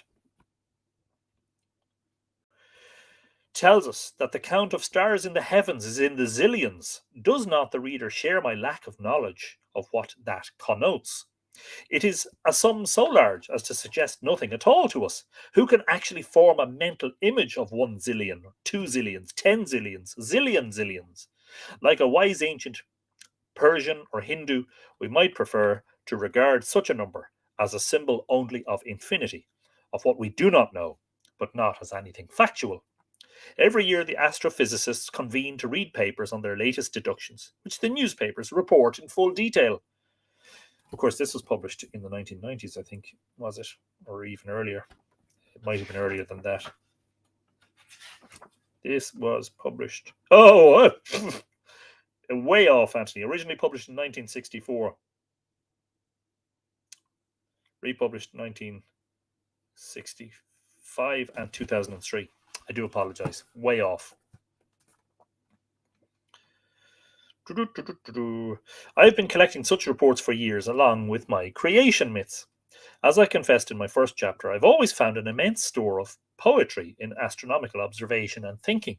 To me, the scribbling by mathematicians of abstruse X's and Y's on blackboards to represent vast distances and invisible events has the same arcane lure as ancient Kabbalism.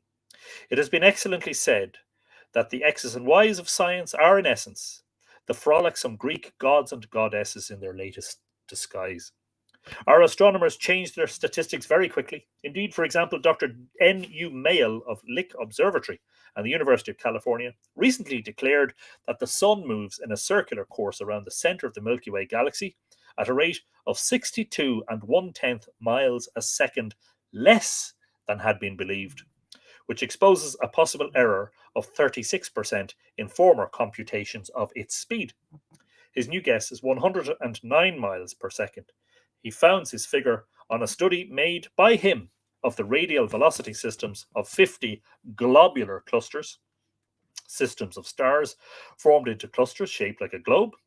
He has also decided that the entire Milky Way may weigh only half as much as savants have supposed before. Professor Fritz Zwicky of the California Institute of Technology, using a Schmidt telescope on Palomar Mountain, claims to have found luminous bridges connecting widely separated galaxies. Some of the bridges more than 430,000 trillion miles long. Of course, the astronomical data that we possess today far exceeds that available in the 1960s, but nonetheless, we'll give them a chance. The significance of these bridges or filaments of stars, if they exist widely in the heavens, as Professor Zwicky believes, is that they may increase all previous estimates of the amount of matter in the universe. Such a change would affect all calculations as to how the cosmos was formed and how it is developing, since the total mass of matter is a key figure. The bridges may also blur the light from the stars behind them, throwing off astronomers' measurements of how far off those stars are. The whole geography of the universe may have to be revised again. We have already seen that very recent guesses as to the age of the cosmos vary from 2 billion to 20 and even 60 billion years. Faced with such a great divergence of opinion, expressed by highly accredited astronomers, how much significance shall we attach to any of it? Then again, we are offered the theory of the Cambridge cosmologists that the universe is timeless and had no beginning. It is a phenomenon of continuous creation. Theories too change as radically as the figures. Professor Jeffreys has now announced that while he does not entirely reject a catastrophic explanation of the origin of the solar system, he is beginning to think it is more likely that the planets have been condensed out of great disks of matter composed both of dust particles and permanent gas. Cecilia Payne-Gaposchkin at Harvard University has a rather startling suggestion. The sun, as we know it, might be younger than the Earth. The Earth might never have been part of the sun, and perhaps never very hot, but came directly from material that condensed to form both sun and planets. Mathematical computations on a vast scale greatly impress us, but are they accurate? Professor Henrietta Swope, another astronomer at Harvard, locates the center of the Milky Way at a distance of 100 million billion miles from our sun, an overwhelming figure. But are we to take it literally? We are hardly in a position to judge. Please forgive my pronunciation. Professor Subramanya Chandrasekhar, now of the University of Chicago, calculates that the Milky Way galaxy has been expanding for 3 billion years and will go on doing so for at least 9,997 billion more. By that time, it will be fully relaxed. The stars in it will all have identical velocities and will begin to slip away like water evaporated from a wisp of steam. Is this a serious scientific prediction? It is. But how seriously shall we take it? In any event, it must be placed alongside the mathematical analysis of Dr. David Layzer, Layzer, of the Forrestal Research Center, Princeton University, who has decided that the ultimate size of the universe before expansion ends will be 1,000,000 times its present radius. This to occur 10 million years after the expansion began. Are you tired yet? The present cosmos, therefore, is only 1/1000th of the way along its lifetime. Is this right? When Professor Hubble proves that certain galaxies are so far away that their light, speeding at 186,000 miles per second, takes 500 million years to reach the parabolic mirror of his telescope, does it not seem to some of us that hypotheses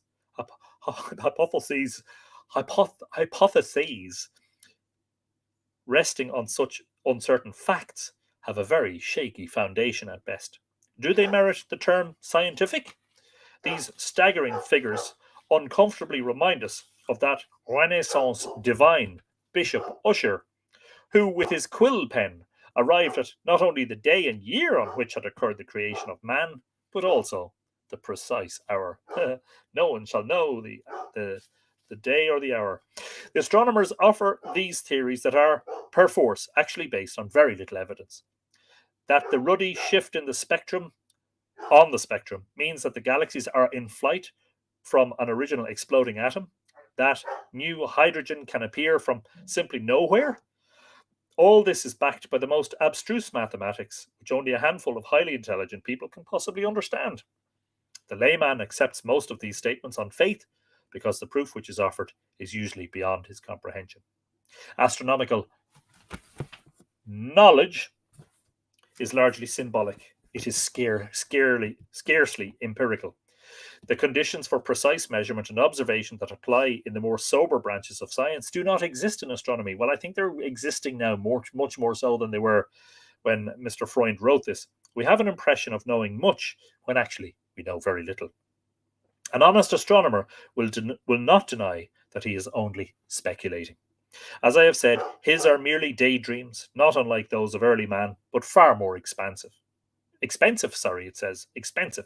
The breath of Brahma and Duadlera is replaced by new hydrogen, for new hydrogen has become the latest savior, in one sense, the latest culture hero, and it too is immaculately conceived. Continuous creation might be even more appropriately compared to the Mohammedan belief that Allah reconceives the whole cosmos at every instant, every atom of it, or with our every ever doubling universe, to how Yima and his arrow in the Persian legend causes the pregnant world to grow to twice its size. I do not assert that Lemaitre and Hubble or Tolman or Bondi or Gold are mistaken in their cosmological thinking, though obviously someone is since they are at variance. But what strikes us is the mythical quality of the astrophysical debate. The Norse and Icelandic storytellers probably did not believe literally in their tales of the sons of Bor, nor did the Babylonian priests at first in Marduk's destruction of Tiamat. They offered the cosmic stories as allegorical explanations. Some or most of the laity of their time and after were credulous, undoubtedly, but not more so than today's public, which mistakes cosmic fictions of astronomy for facts. I'm going to skip forward a bit to a section that I really love. Really love.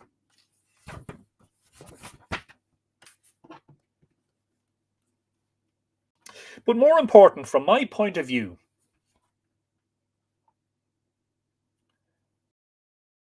is everybody okay? Joe Krause is in Melbourne. Good morning, Joe. You're very welcome to the live stream.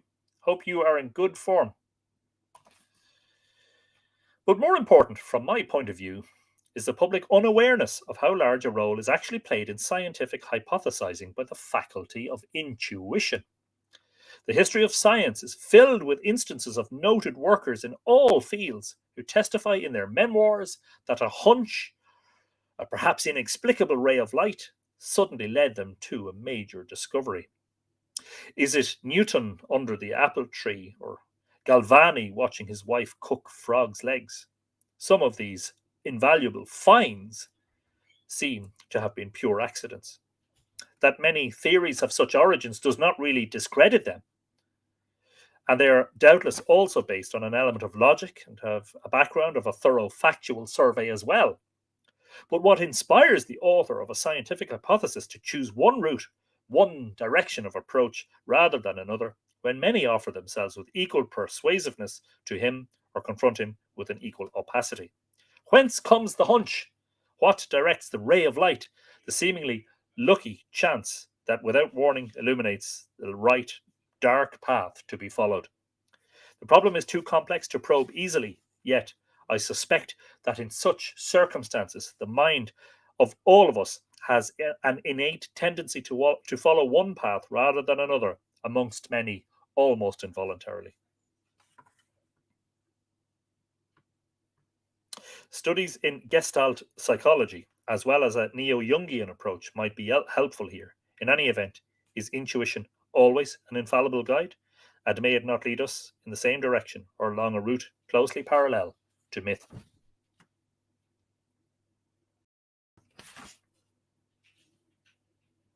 He's talking about a fellow student who subscribed to the literalness of the Genesis story.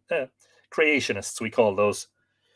My young friend thought that divine revelation has granted man as much knowledge of the origin of the universe as do our inadequate telescopes and faulty mathematicians and geologizing. Some readers will not agree with him because they feel that an allegorical interpretation of the biblical story is better than a literal one. But they should be equally hesitant about taking issue with him. The truth is, if one is agnostic about religion, it behooves one to be agnostic about certain branches of science too. Nowadays, there is a tendency amongst rational people to be arrogant about the accomplishments of science and to disparage the apercus of our predecessors. The average schoolchild knows things of which Galileo never dreamed. This is part of the illusion of progress. A little scientific learning is indeed a dangerous thing.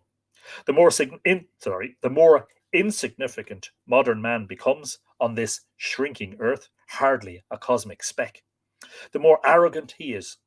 He feels far less humility toward the ever vaster unknown than his forefathers did towards what was thought to be known in a flat, God-ruled, man-centered universe. Science does not seem to touch man's emotions at all. He loses his religious awe and acquires in its place only a boastful complacency about himself.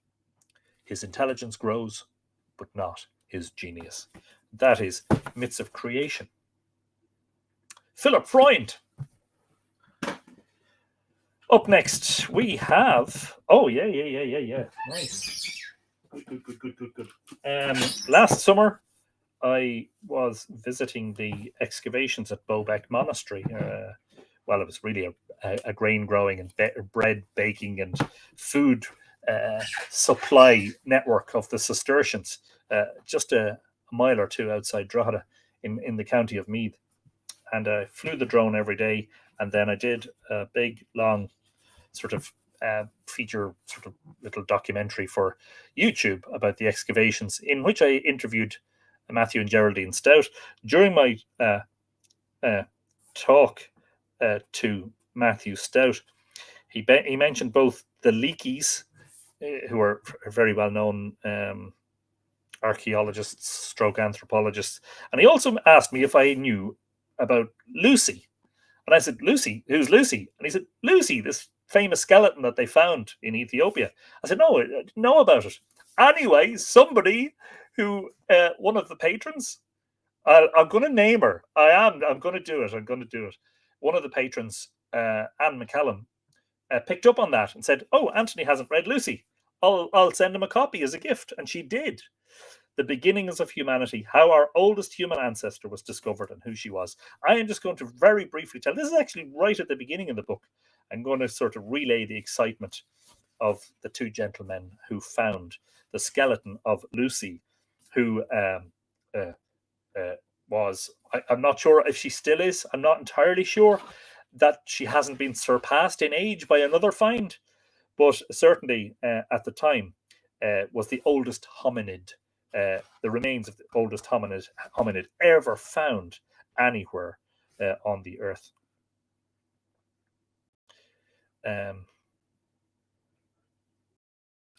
So this is the story of her discovery. At Hadar, and this is in Ethiopia, in Africa.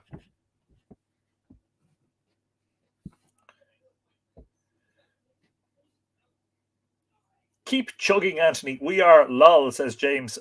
Are you on the Jemsons, James? Of course, with a name like that, James. I still have my bottle of Bushmills there. I might just indulge later on. At Hadar, which is a wasteland of bare rock, gravel and sand, the fossils that one finds are almost all exposed on the surface of the ground. Hadar is in the center of the Afar Desert, an ancient lake bed now dry and filled with sediments that record the history of past geological events. You can trace volcanic ash falls there, deposits of mud and silt washed down from distant mountains, episodes of volcanic dust, more mud, and so on. And Irish technical thinker Marcus is on the Mead. I'll tell you, these are all very fancy altogether. But yeah. Where was I? Clash bang. That's live TV for you. Those events reveal themselves like layers in a slice of cake in the gullies of new and young rivers that recently have cut through the lake bed here and there. It seldom rains at Hadar, but when it does, it comes in an overpowering gush, 6 months' worth overnight. The soil, which is bare of vegetation, cannot hold all that water. It roars down the gullies, cutting back their sides and bringing more fossils into view. Gray and I parked the Land Rover on the slope of one of these gullies. We were careful to face it in such a way that the canvas water bag that was hanging from the side mirror was in the shade. Gray plotted the locality on the map. Then we got out and began doing what most members of the expedition spent a great deal of their time doing. We began surveying, walking slowly about, looking for exposed fossils. Some people are good at finding fossils. No, it wasn't a poltergeist or a gremlin. It was, in fact, my youngest son kicking over the dog's bowl accidentally. So there you go. These things always have a more prosaic, or usually have a more prosaic explanation. Some people are good at finding fossils. Others are hopelessly bad at it. It's a matter of practice, of training your eye to see what you need to see. I will never be as good as some of the Afar people. They spend all their time wandering around in the rocks and sand. They have to be sharp-eyed. Their lives depend on it. Anything the least bit unusual, they notice. One quick educated look at all those stones and pebbles, and they'll spot a couple of things a person not acquainted with the desert would miss. Tom and I surveyed for a couple of hours. It was now close to noon, and the temperature was approaching 110. That's Fahrenheit, ladies and gentlemen, obviously. We hadn't found much. A few teeth of the small extinct horse Hipparion, part of the skull of an extinct pig, some antelope molars, a bit of a monkey jaw. We had large collections of all these things already, but Tom insisted on taking these also as added pieces of the overall jigsaw puzzle of what went where. I've had it, said Tom. When do we head back to camp? Right now. But let's go back this way and survey the bottom of that little gully over there. The gully in question was just over the crest of the rise where we had been working all morning. It had been thoroughly checked out at least twice before by other workers who had found nothing interesting. Nevertheless, conscious of the lucky feeling that had been with me since I woke, I just decided to make that small final detour. There was virtually no bone in the gully, but as we turned to leave, I noticed something lying in the ground, partway up the slope. That's a bit of a hominid arm, I said. Can't be. It's too small. Has to be a monkey of some kind. We knelt to examine it. Much too small, said Gray again. I shook my head. Hominid. What makes you so sure? He said. That piece right next to your hand. That's hominid too. Jesus Christ, said Gray. He picked it up. It was the back of a small skull. A few feet away was part of a femur, a thigh bone. Jesus Christ, he said again. We stood up and began to see other bits of bone on the slope, a couple of vertebrae, part of a pelvis, all of them hominid. An unbelievable, impermissible thought flickered through my mind. Suppose all these fitted together. Could they be parts of a single, extremely primitive skeleton? No such skeleton had ever been found anywhere. Look at that, said Gray. Ribs. A single individual. I can't believe it, I said. I just can't believe it. By God, you'd better believe it, shouted Gray. Here it is, right here. His voice went up into a howl. I joined him. In that 110-degree heat, we began jumping up and down. With nobody to share our feelings, we hugged each other, sweaty and smelly, howling and hugging in the heat-shimmering gravel. The small brown remains of what now seemed almost certain to be parts of a single hominid skeleton lying all around us. We've got to stop jumping around. I find actually just thinking that. Stop jumping on the evidence. We've got to stop jumping around, I finally said. We may step on something. Also, we've got to make sure. Aren't you sure, for Christ's sake? I mean, suppose we find two left legs. There may be several individuals here all mixed up. Let's play it cool until we can come back and make absolutely sure that it all fits together. We collected a couple of pieces of jaw, marked the spot exactly, and got into the blistering Land Rover for the run back to the camp. On the way, we picked up 2 expedition geologists who were loaded down with rock samples they had been gathering. Something big, Gray kept saying to them. Something big, something big. Cool it, I said. But about a quarter of a mile from camp, Gray could not cool it. He pressed his thumb on the Land Rover's horn, and the long blast brought a scurry of scientists who had been bathing in the river. We've got it, he yelled. Oh, Jesus, we've got it. We've got the whole thing. That afternoon, everyone in camp was at the gully, sectioning off the site and preparing for a massive collecting job that ultimately took 3 weeks. When it was done, we had recovered several hundred pieces of bone, many of them fragments, representing about 40% of the skeleton of a single individual. Tom's and my original hunch had been right. There was no bone duplication. But a single individual of what? On preliminary examination, it was very hard to say, for nothing quite like it had ever been discovered. The camp was rocking with excitement. That first night, we never went to bed at all. We talked and talked. We drank beer after beer. There was a tape recorder in the camp, and a tape of the Beatles song, Lucy in the Sky with Diamonds, went belting out into the night sky, and was played at full volume over and over again out of sheer exuberance. At some point during that unforgettable evening, I no longer remember exactly when, the new fossil picked up the name of Lucy, and has been so known ever since, although its proper name, its acquisition number in the Hadar collection, is AL288-1. That is the compelling introduction to the story of Lucy, and that is her the remains of her skeleton there on the front cover. One of the most compelling scientific investigations ever undertaken. The authors Donald Johansen and Maitland Eady. First published, I think, in the 80s, if I'm not mistaken. Yes, originally published 1981.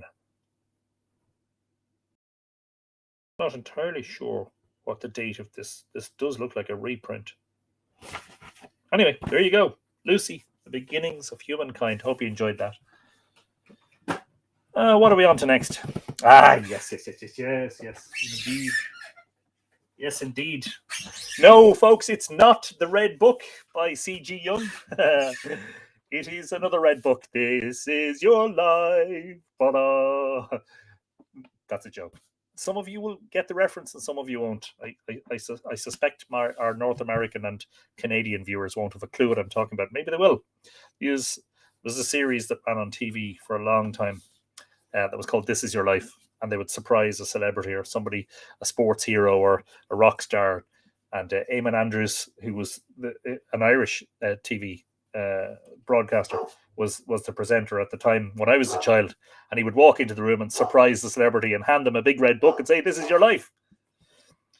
Coda, you've been fed twice today.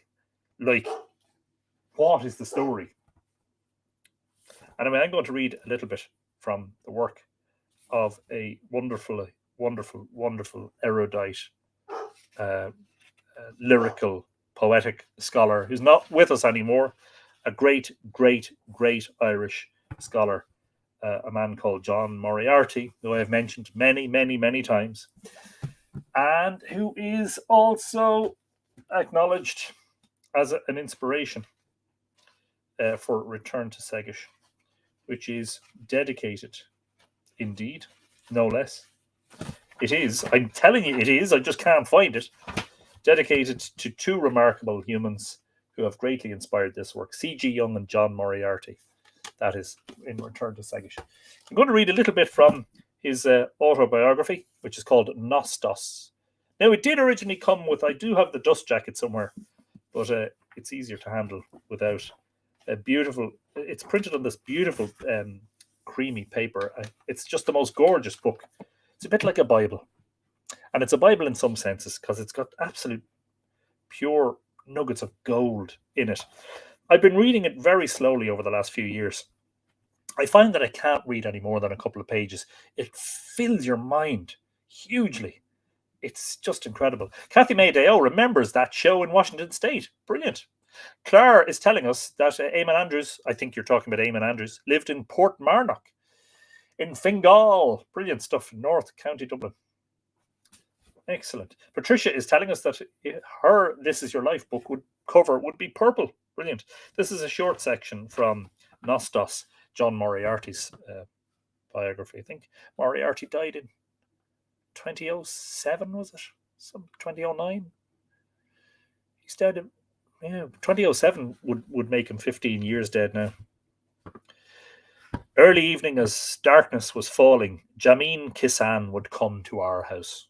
To us, Jameen was as old as the fog and as wise as the bushes. Given how he lived and the few clothes he lived in, the long months of winter were hard on him.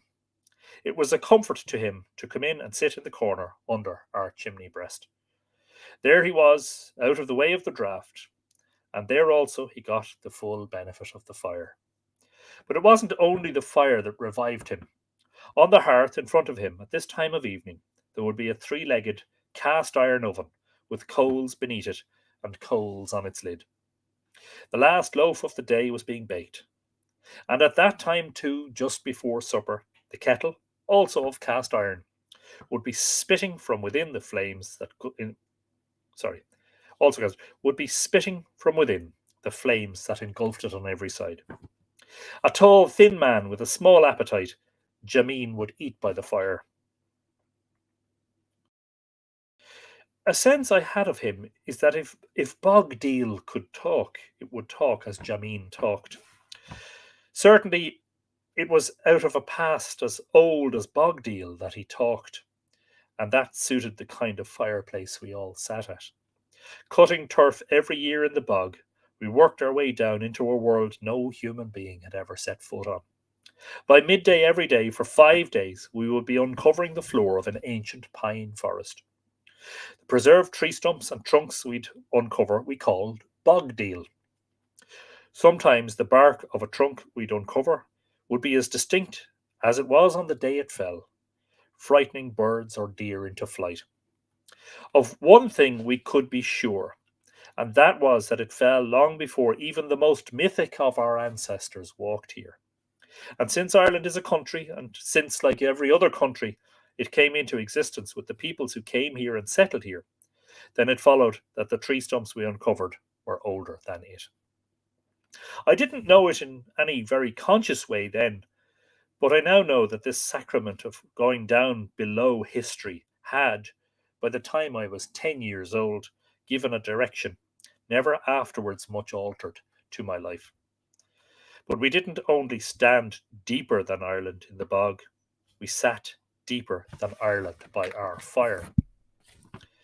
Embedded in some of the sods we would bring to that fire 3 or 4 times a night would be shards of the old pine bark, would be fibres of the old tree stumps.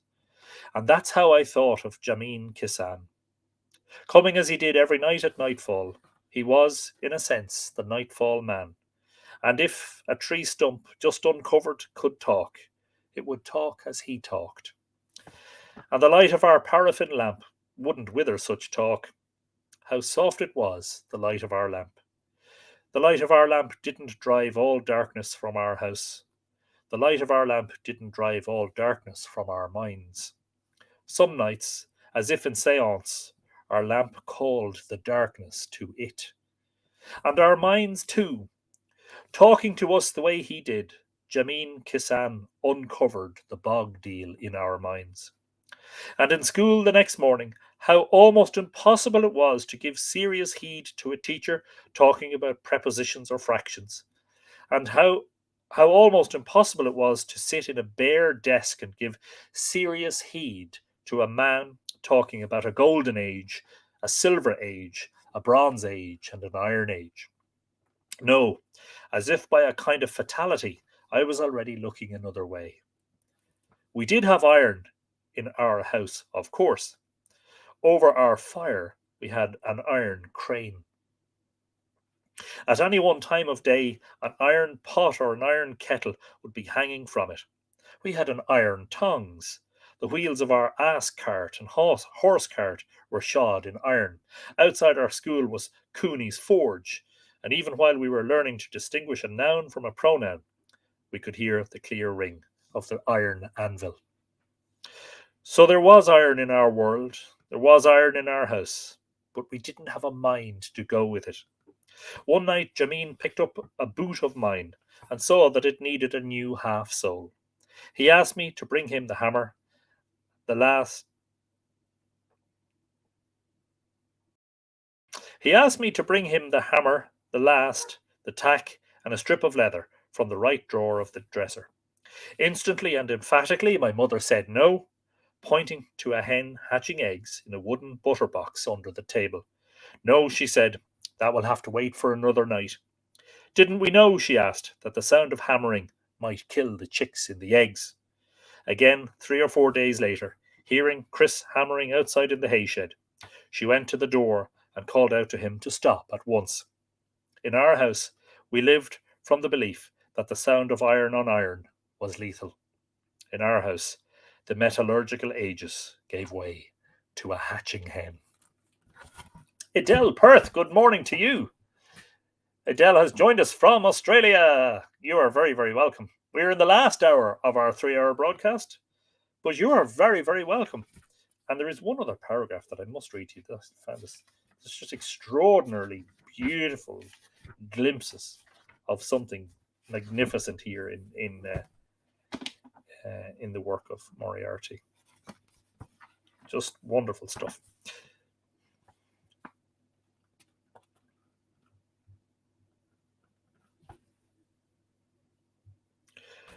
And of course, Moriarty had such a sort of lyrical voice, and not at all like what you would expect of somebody so well educated and so well spoken. He was, just watch some of the videos on YouTube. Led there by Darwin, I had come in under these sedimentary miles, and I didn't know, looking up at them, that I would or could hold on to my mind. It occurred to me that I should read the passage to my father, but looking across at him, I sensed that a gulf had opened between us. I got up and went out into the yard. It was a wild night, the wind squalling from the west, and now, for the first time in my life, I found myself hanging in a kind of infinite isolation in infinite space. And there was nothing I could now or ever do about it. Providentially, I believe, giving my mind something normal to be normal with, I saw a piece of paper being blown across the yard. Instinctively, I followed it across the lawn, across the wall, across the road, and it was only when a twisting gust of wind lifted it and carried it up over a hedge into Walsh's field that I stopped.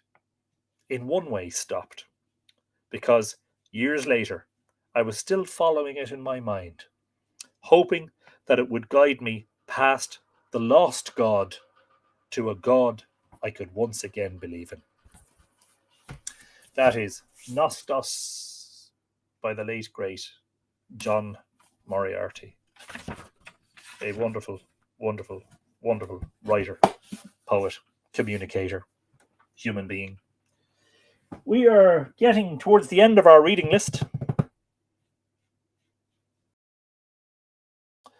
Yes. I'm going to read a little bit from a very special... Oh, excuse the squeaky wheels on the chairs. You'd think I'd oil them, wouldn't you? It's not like I haven't got a can of WD-40 or... Yes, I do have oil in the library. It's like to oil the books, of course. You know, keep them not squeaking on their hinges. This is a book that I've mentioned on live streams before, and a book that I have the reprint of. But I'm glad to say I am now the proud owner of an original copy of I Send My Love Along the Boyne by Elizabeth Hickey with illustrations by Nano Reid. This was published, I'm going to guess, late 50s, early 60s. I'm going to guess 1966. I wasn't too far off. and is a most beautiful little book. But having seen it featured on an episode of Book Talk, I believe, a grandson of Elizabeth Hickey's offered to gift me what was at that time the very last original copy that he had in his possession, for which I'm extremely grateful. Anyway, I didn't mark this one. Of course I didn't, because I'm stupid. No. We're going to talk about Newgrange again. Back to familiar territory. This is sounds like you're opening a bottle of whiskey. Yes, Irish technical thinker thinks time is flying. Yes, well, tempus fugit. Time flies. You can't. They go too fast. Newgrange. We have been specific about the brew of Angus, but in Irish literature, the descriptions sometimes seem confusing. The brew is the plain of the Machindog, my Micindog. Wood is cleared from it, cattle and horses graze on it, roads cross it, and the sea tide washes its shore. Alternatively, it is the dun of the Dagda, the house Teach of Angus, the fortress Dingni beside the Boyne, which houses many men, or it is a mound, the cave of Achel Aldi, the grave mound built by Yochi Olahar, the Dagda, wherein he and his 3 sons lie. The Dagda Mór ruled Ireland for 80 years. It was he that had the 3 sons, Angus, Aed, and Kermod. Upon all 4 the men of Ireland made She an Vrua, the fairy fort of the Brew, upon the Boyne. The name sometimes applies to an area so large that the river is called Boyne of the Brew. Sometimes it is pinpointed on one spot on the northern bank of the river, the Brew of Angus, a great house of hospitality, or a great grave mound. It was a place of importance in the history and mythology and in the daily lives of the people of ancient Ireland. And the name is deeply woven into the language. A full discussion would be very lengthy. Briefly, we may say that the plain of the Brew appears to have been a wide area of grazing land cleared of its woodlands at a very early date. Sláine, king of the Fir Bolg, or Fir Volog, should I say, and their judge, by him was its wood cleared from the Brew. And of course, that's from the Dinshanachas. It was a royal or national park belonging in later times to the High King of Tara, the High Kings of Tara even, with rights of burial to royalty and certain other families. Primarily, however, its importance lay in the fact that it was a stretch of wide, unwooded grassland. "O Brew, studded with horses," cries Kinnaid Uhartacon, who arranged the Dinshanachas poem on Brunabonia in the 10th century. "Bright it is here, O plain of Machindog. Wide is thy road with traffic of hundreds. Thou hast covered many a true prince, the race of every king that has possessed thee. Every bright wonder has adorned thee, O clear, shining plain with scores of hosts, O lucent land of grass and wagons, O virgin mead of birds and islands." Thus, a poet who was sometimes paid for his poems in cattle and horses eulogizes the grasslands. "O lucent land of grass, O virgin mead." I presume mead is like an archaic English word for meadow. Again, it is with the true respect of a grazier for grass that an early reciter of a 6th century tale says. The clerics marked out a church there in the Brew and told him to dig its trench in honour of the great lord of the elements. "It shall be done," quoth he. Then he began digging the trench, so that it was then for the first time that the green of the Brew was injured. It is notable that the grave mounds and great circular enclosures along the river all appear to be made from material carried from a distance, not dug from trenches round about, which would of course be troublesome where there were cattle and horses. This extensive tract of parkland would have originally been administered by a brewy, commanding a great mansion or house of hospitality, also called a brew, B-R-U-G-H, the word being, as in farm today, applied both to the land and to the house from which it was administered. Where was the Brew, the plain, the grave mound, and the house of hospitality? There can be no doubt on topographical grounds that the plain lay along the northern bank of the River Boyne, opposite to Rossnaree, and that the grave mound was Newgrange. Below Newgrange, the river wheels in a wide arc, enclosing an extensive level river terrace. Here, about a mile below the ford, are the remains of a great circular enclosure. This cannot be seen easily from the ground, but is clearly discernible in aerial photographs. She's talking there about Site P, which is the embanked henge next to Dronehenge. Of course, when she was writing, Dronehenge was not known about. And once seen and the dimensions realised, it is one of the most impressive monuments along the Boyne. This, I think, must have been the original caravanserai of the Brew, the Fairy Mound of Angus. Indeed, Cuchulainn is told as much in the Táin when, gazing over the plains of Meath, a companion points out to him the kingly dwelling places and distinguishes for him the Fairy Mound of Angus, and beside it the burial mound of the great Dagda or Dagda Moor. If Newgrange was the burial mound, then this great enclosure must have been the remains of the great Dedanon mansion of feasting and hospitality, the Boyne by its southern wall, a level lawn in front. Quote, they came near to Brew of the Boyne, the palace of Macandog, where they were fain to rest. No sooner had they halted than a tall man came forth from the palace, namely Angus Macandog of the Brew, son of the Dagda, and commanded them to leave the place without delay. But they, being spent with the toil of travel, heeded not his words, and pitched their tents. They rested on the plain before the palace. Unquote. When this house fell into disuse and a later aristocracy favoured other mansions for feastings, the name would seem to have been transferred to the great grave mound on the hill above, covered with white stones. Quote, Ogue's brew, brilliant to approach. The white brew of another poem. The Shion Vrua of our earliest quotation, built over the Dagda Moor and his three sons, the Newgrange we know today. The latter name is an absurdity deriving from medieval times, when the monks of Mellifont owned all this stretch of land.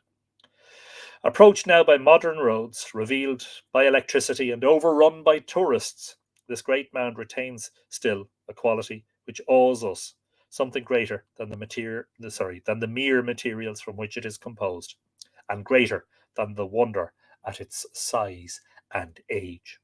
It retains within its composition the will of a people who conceived their kings as more than mortal and laboured monumentally to enshrine their immortality in stone.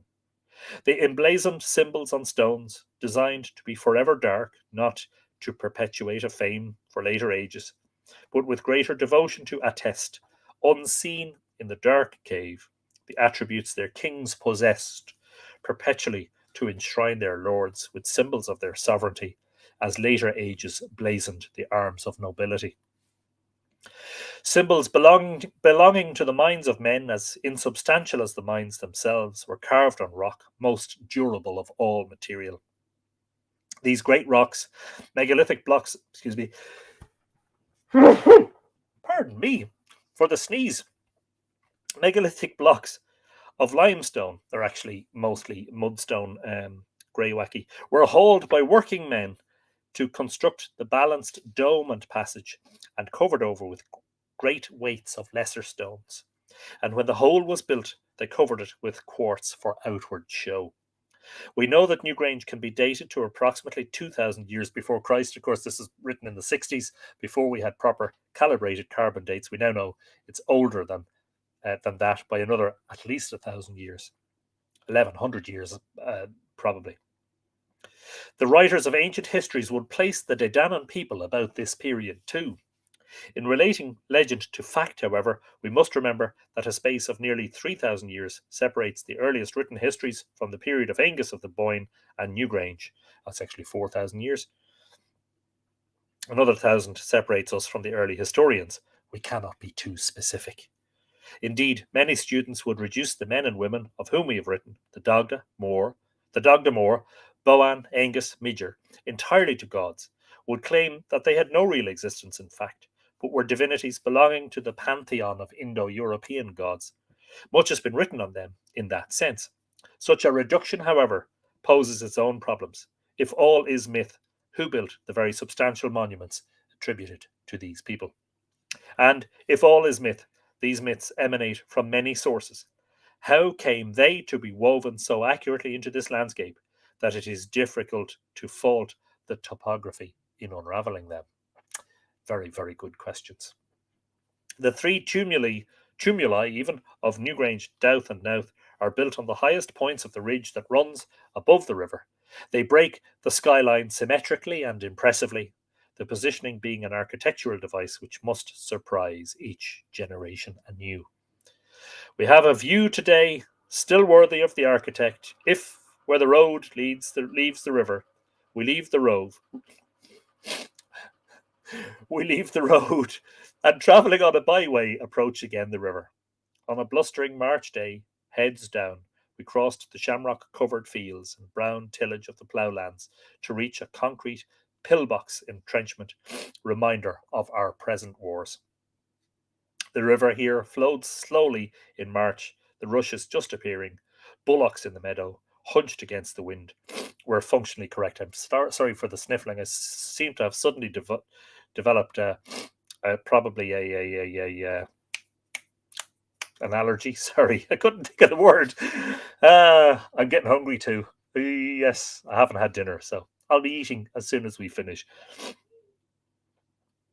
We looked across the river to a view that can have changed little in 4,000 years. The field divisions are slight among the scrubland and woodlands.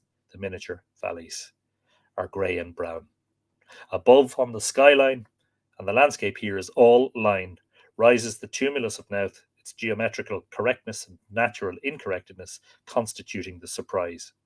Impressive when newly built and garnished, its colour varying dramatically from the landscape. Impressive when fenced and castellated by the Normans. Impressive still today. Green, contoured by cattle. This was the mound of Bui, Cnogba of the nut harvest and Samhain games. And that is, excuse me, from the wonderful I Send My Love Along the Boyne by Elizabeth Hickey. We couldn't possibly have a 3-hour live stream of reading without reading from what is undoubtedly one of the greatest books ever written by an Irish man's hand, an Irish person's hand. And that is none other than Ulysses by James Joyce. I am pretty sure I read this section at some point during a live stream. It wasn't on Ireland Reads last year, but I'm going to read it again because there is a paragraph of prose within it that I believe is one of the most extraordinary that I've ever read. Raymond de Lind is there. Hello, Raymond de Lind. He has got a box there. I have, actually, is right. You know, you'd think I'd do something about it, wouldn't you? You know? But I don't want to be blowing my nose on a live stream either. But then I'm only human, you know? Excuse me for a moment.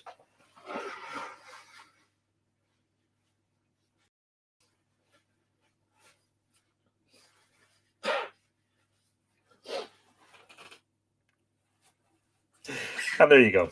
Hopefully that will resolve that. Anyway, this is from Ulysses by James Joyce.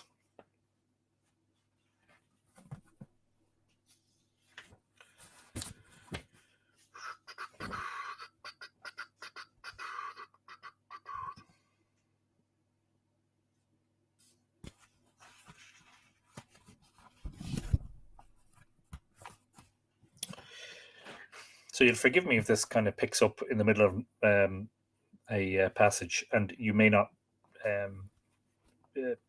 have the context, but I don't think you need the context for the paragraph in question that is coming in a few minutes. Mandy McCurl, yes, indeed, delaying it is right. I'm forcing this situation. This is not good enough. I'll have to make it up with an extra date night. It's doing all right, Anne. It's actually doing all right. Yeah, like I've only had a couple of sips of the water, you know. Oh, that's what it was, Anne McCallum, wasn't it? Yes, for Bloomsday. Yes, but anyway, I'm going to read this. I hope you enjoy it. This is Joyce. This is Ulysses. I have to be honest. I would struggle to read some of Joyce. I would struggle with some of the pronunciations, to be honest with you. There are sections of it that are almost impenetrable. And there are sections that are absolutely profoundly beautiful. It must be a movement then, an actuality of the possible as possible. Aristotle's phrase formed itself within the gabbled verses, gabbled, not garbled, and floated out into the studious silence of the library of St. Genevieve, where he had read, sheltered from the sin of Paris night by night. By his elbow, a delicate Siamese conned a handbook of strategy. Fed and feeding brains about me under glow lamps impaled with faintly beating feelers. And in my mind's darkness, a sloth of the underworld, reluctant, shy of brightness, shifting her dragon scaly folds. Thought is the thought of thought, tranquil brightness. The soul is, in a manner, all that is. The soul is the form of forms. Tranquility, sudden, vast, candescent form of forms. Talbot repeated, through the dear might of him that walked the waves, through the dear might. Turn over, Stephen said quietly. I don't see anything. What, sir? Talbot asked simply, bending forward. His hand turned the page over. He leaned back and went on again, having just remembered. Of him that walked the waves. Here also over these craven hearts his shadow lies, and on the scoffer's heart and lips and on mine. It lies upon their eager faces who offered him a coin of the tribute. To Caesar, what is Caesar's? To God, what is God's? A long look from dark eyes, a riddling sentence to be woven and woven on the church's looms. Aye. Riddle me, Randy Rowe. My father gave me seeds to sow. Talbot slid his closed book into his satchel. Have I heard all? Stephen asked. Yes, sir. Hockey at 10, sir. Half day, sir. Thursday. Who can answer a riddle? Stephen asked. They bundled their books away, pencils clacking, pages rustling. Crowding together, they strapped and buckled their satchels, all gabbling gaily. A riddle, sir. Ask me, sir. Oh, ask me, sir. A hard one, sir. This is the riddle, Stephen said. The cock crew, the sky was blue, the bells in heaven were striking 11. 'Tis time for this poor soul to go to heaven. What is that? What, sir? Again, sir, we didn't hear. Their eyes grew bigger as the lines were repeated. After a silence, Cochrane said, What is it, sir? We give up. Stephen, his throat itching, answered, The fox burying his grandmother under a holly bush. He stood up and gave a shout of nervous laughter, to which their cries echoed dismay. A stick struck the door and a voice in the corridor called, Hockey! They broke asunder, sidling out of their benches, leaping them. Quickly they were gone, and from the lumber room came the rattle of sticks and clamour of their boots and tongues. Sargent, who alone had lingered, came forward slowly, showing an open copybook. His tangled hair and scraggy neck gave witness of unreadiness, and through his misty glasses weak eyes looked up pleading. On his cheek, dull and bloodless, a soft stain of ink lay, date-shaped, recent and damp as a snail's bed. He held out his copybook. The word sums was written on the headline. Beneath were sloping figures, and at the foot a crooked signature with blind loops and a blot. Cyril Sargent, his name and seal. Mr. Deasy told me to write them out all again, he said, and show them to you, sir. Stephen touched the edges of the buke. Combining two words there. I shall try that again. Stephen touched the edges of the book. Futility. Hence, bucility. Do you understand how to do them now? He asked. Numbers 11 to 15, Sargent answered. Mr. Deasy said I was to copy them off the board, sir. Can you do them yourself? Stephen asked. No, sir. And here follows this most profound paragraph that when I read it, it almost brings me to tears. Ugly and futile, lean neck and tangled hair, and a stain of ink, a snail's bed. Yet someone had loved him, borne him in her arms and in her heart. But for her, the race of the world would have trampled him underfoot, a squashed, boneless snail. She had loved his weak, watery blood drained from her own. Was that then real? The only true thing in life? His mother's prostrate body, the fiery Columbanus in holy zeal bestrode. She was no more, the trembling skeleton of a twig burnt in the fire, an odour of rosewood and wetted ashes. She had saved him from being trampled underfoot and had gone, scarcely having been. A poor soul gone to heaven, and on a heath beneath winking stars, a fox, red reek of rapine in his fur, with merciless bright eyes, scraped in the earth, listened, scraped up the earth, listened, scraped and scraped. Extraordinary stuff. Yeah, I still haven't finished Ulysses. I've never read it from cover to cover. I'm still reading it. Joyce, Shakespeare, Dante. Who's calling for Dante? Well, I have one more book on my list that I wanted to read a section for. It's the only one that I didn't have time to sort of, pick out a section of. And it relates, I think, to Dante. I think. Bear with me for one moment, ladies and gentlemen. Doo-doo.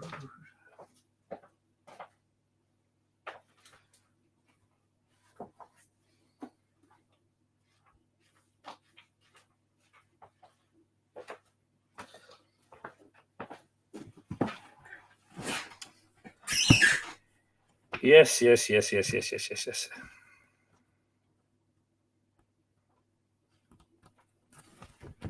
just wonder now.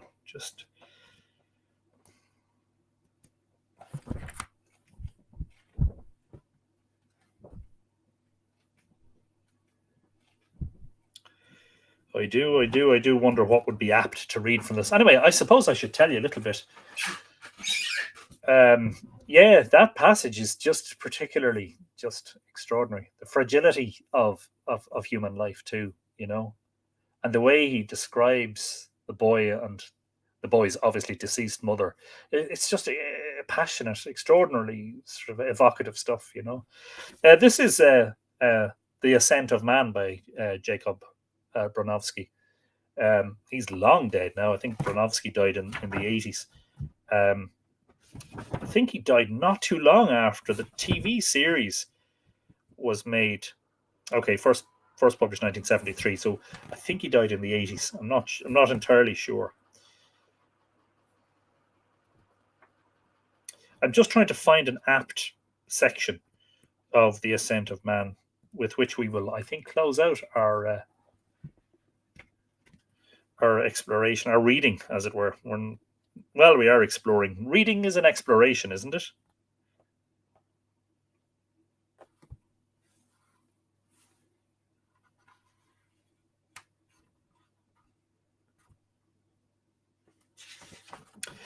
Sure, we've been on that kind of theme tonight, haven't we, with Lucy?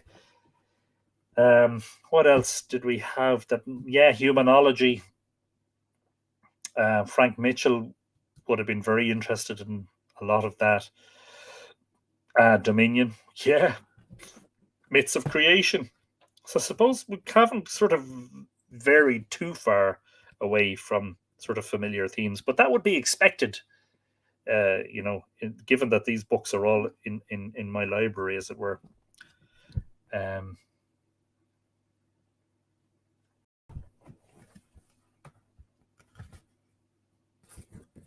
Sure, look, I'll just start reading here. Man is a singular creature. He has a set of gifts which make him unique among the animals, so that, unlike them, he is not a figure in the landscape. He is a shaper of the landscape. In body and in mind, he is the explorer of nature, the ubiquitous animal who did not find but has made his home in every continent. It is reported that when the Spaniards arrived overland at the Pacific Ocean in 1769, the California Indians used to say that at full moon the fish came and danced on those beaches. And it is true that there is a local variety of fish, the grunion, that comes up out of water and lays its eggs above the normal high tide mark.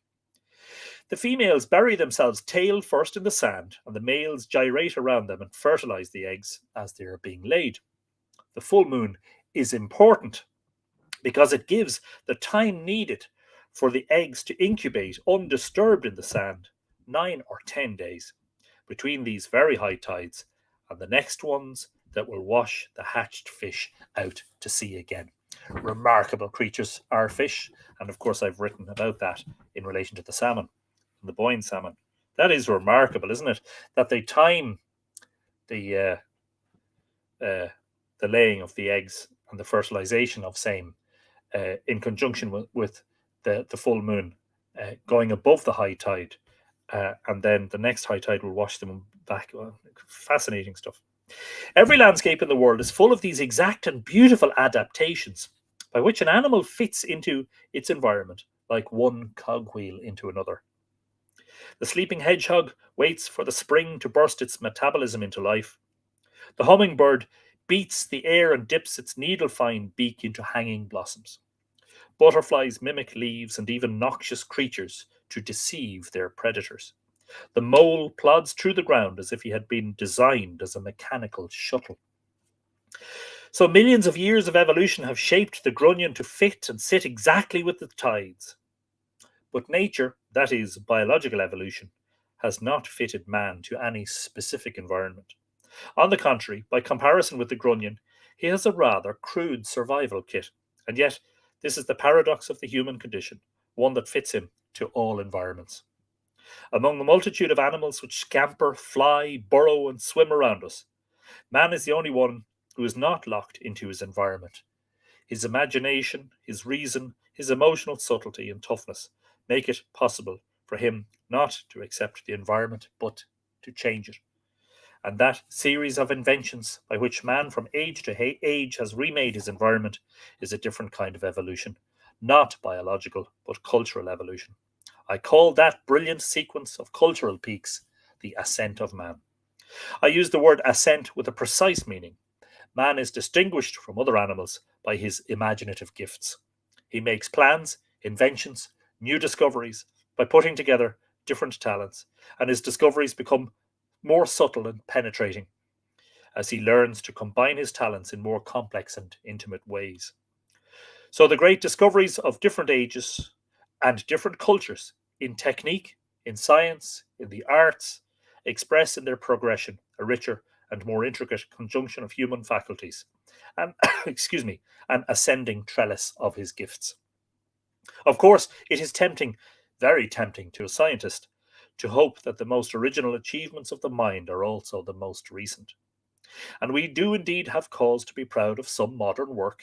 Think of the unraveling of the code of heredity in the DNA spiral, or the work going forward on the special faculties of the human brain. Think of the philosophic insight that saw into the theory of relativity, or the minute behavior of matter on the atomic scale.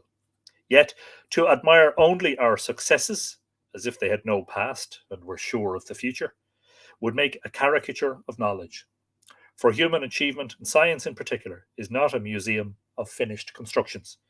It is a progress in which the first experiments of the alchemists also have a formative place, and the sophisticated arithmetic that the Mayan astronomers of Central America invented for themselves independently of the Old World. The stonework of Machu Picchu in the Andes and the geometry of the Alhambra in Moorish Spain seem to us, 5 centuries later, exquisite works of decorative art. But if we stop our appreciation there, we miss the originality of the two cultures that made them.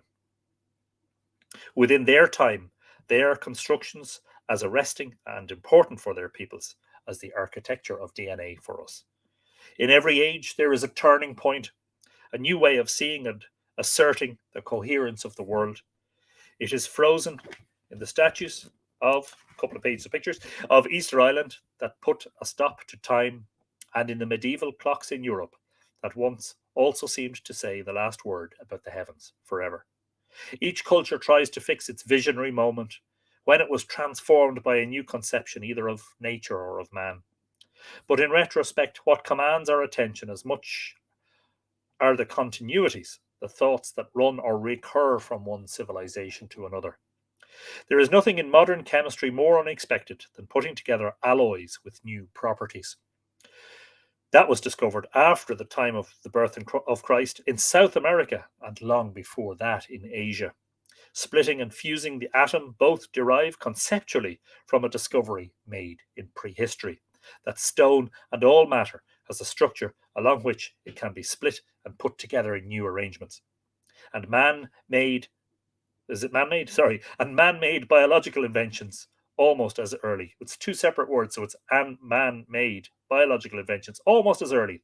Agriculture, the domestication of wild wheat, for example, and the improbable idea of taming and then riding the horse. It followed the turning points and the continuities of culture. I shall follow a general but not a strict chronological order, because what interests me is the history of man's mind as an unfolding of his different talents. I shall be relating his ideas, and particularly his scientific ideas, to their origins in the gifts with which nature has endowed man, and which make him unique. What I present, what has fascinated me for many years, is the way in which man's ideas express what is essentially human in his nature. So these programs or essays are a journey through intellectual history, a personal journey to the high points of man's achievement.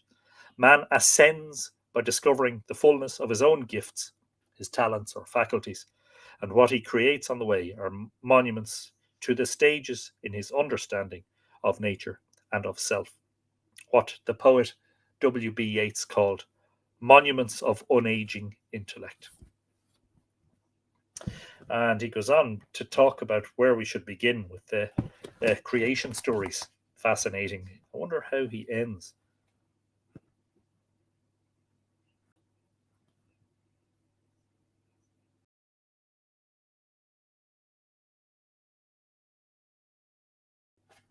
Well, let's finish with the conclusion of the book, The Long Childhood. Winston Barnwell, you're very welcome. I'm glad you've enjoyed it. Yeah, Sandra, I did try to choose material that was wide and varied. I hope we didn't get too much bogged down or bored at any stage. A medicinal tonic, Wayne Bird. Well, I shall perhaps take you up on that and crack open a bottle of wine when we're done with a bit of grub. I'll finish with this. This is Jacob Bronowski's Ascent of Man. Hope you enjoy it. And I've really, really enjoyed having your company this evening for Ireland Reads, for which I am a proud ambassador. Knowledge is not a loose leaf notebook of facts. Above all, it is a responsibility for the integrity of what we are, primarily of what we are as ethical creatures. You cannot possibly maintain that informed integrity if you let other people run the world for you while you yourself continue to live out of a rag bag of morals that came from past beliefs. That is really crucial today. You can see it is pointless to advise people to learn differential equations or to do a course in electronics or in computer programming. And yet, 50 years from now, if an understanding of man's origins, his evolution, his history, his progress is not the commonplace of the school books, we shall not exist. The commonplace of the school books, even, of tomorrow is the adventure of today, and that is what we are engaged in. And I am infinitely saddened to find myself suddenly surrounded in the West by a sense of terrible loss of nerve. And again, when did I say this was published? Did I? Did I even say it? I did, didn't I? Yeah, 1973, just before I was born. A terrible loss of nerve, a retreat from knowledge into what? Into Zen Buddhism, into falsely profound questions about are we not really just animals at bottom, into extrasensory perception and mystery. They do not lie along a line of what we are now able to know if we devote ourselves to it, an understanding of man himself. We are man's unique experiment to make the rational intelligence prove itself sounder than the reflex. Knowledge is our destiny. Self-knowledge, at last bringing together the experience of the arts and the explanation of science, waits ahead of us. It sounds very pessimistic to talk about Western civilization with a sense of retreat. I've been so optimistic about the ascent of man. Am I going to give up at this moment? Of course not. The ascent of man will go on, but do not assume that it will go on carried by Western civilization as we know it. We are being weighed in the balance at this moment. If we give up, the next step will be taken, but not by us. We have not been given any guarantee that Assyria and Egypt and Rome were not given. We are waiting to be somebody's past too, and not necessarily that of our future. We are a scientific civilization. That means a civilization in which knowledge and its integrity are crucial. Science is only a Latin word for knowledge. If we do not take the next step in the ascent of man, it will be taken by people elsewhere, in Africa, in China. Should I feel that to be sad? No, not in itself. Humanity has a right to change its colour. And yet, wedded as I am to the civilization that nurtured me, I should feel it to be infinitely sad. I, whom England made, whom it taught its language and its tolerance and excitement in intellectual pursuits, I should feel it a grave sense of loss, as you would, if 100 years from now, Shakespeare and Newton are historical fossils in the ascent of man, in the way that Homer and Euclid are. I began this series in the valley of the Omo in East Africa, and I have come back there because something that happened then has remained in my mind ever since. On the morning of the day that we were to take the first sentences of the first program, a light plane took off from our airstrip with the cameraman and the sound recordist on board, and it crashed within seconds of taking off. By some miracle, the pilot and the two men crawled out unhurt. But naturally, the ominous event made a deep impression on me. Here I was preparing to unfold the pageant of the past, and the present quietly put its hand through the printed page of history and said, "It is here, it is now." History is not events, but people. And it is not just people remembering, it is people acting and living their past in the present. History is the pilot's instant act of decision, which crystallizes all the knowledge, all the science, all that has been learned since man began. We sat about in the camp for 2 days waiting for another plane, and I said to the cameraman, kindly, though perhaps not tactfully, that he might prefer to have someone else take the shots that had to be filmed from the air. He said, "I thought of that. I'm going to be afraid when I go up tomorrow, but I'm going to do the filming. It's what I have to do." We are all afraid, for our confidence, for the future, for the world. That is the nature of the human imagination. Yet every man, every civilization has gone forward because of its engagement with what it has set itself to do. The personal commitment of a man to his skill, the intellectual commitment, and the emotional commitment, working together as one, has made the ascent of man. Megan is also asking if there's a list. I only have it handwritten here, but I will provide it on the Facebook page afterwards. And that is it. I've gone over the 3 hours, actually. So I hope that, yes, Valerie, so appropriate for right now. I was thinking that when I was reading it. Didn't want to get political today, and I hope that I didn't. But it does, in the light of events that are happening, it does seem that it has a special relevance right now. And Anne McCallum, thank you very much. Glad you enjoyed it. And yeah, hope that helped to warm you up a little bit. And hopefully many more readings to come in the future. It's not like there isn't a shortage of material. There's a shortage of material. 1,103 books at last count. There you go. And yes, I will reward myself with the whiskey. One more thing I must mention before we close out. And that is that if you've been watching the live streams, you'll know that we've a very special raffle coming up on Monday for the wonderful Bridget's Cross made by Tom King.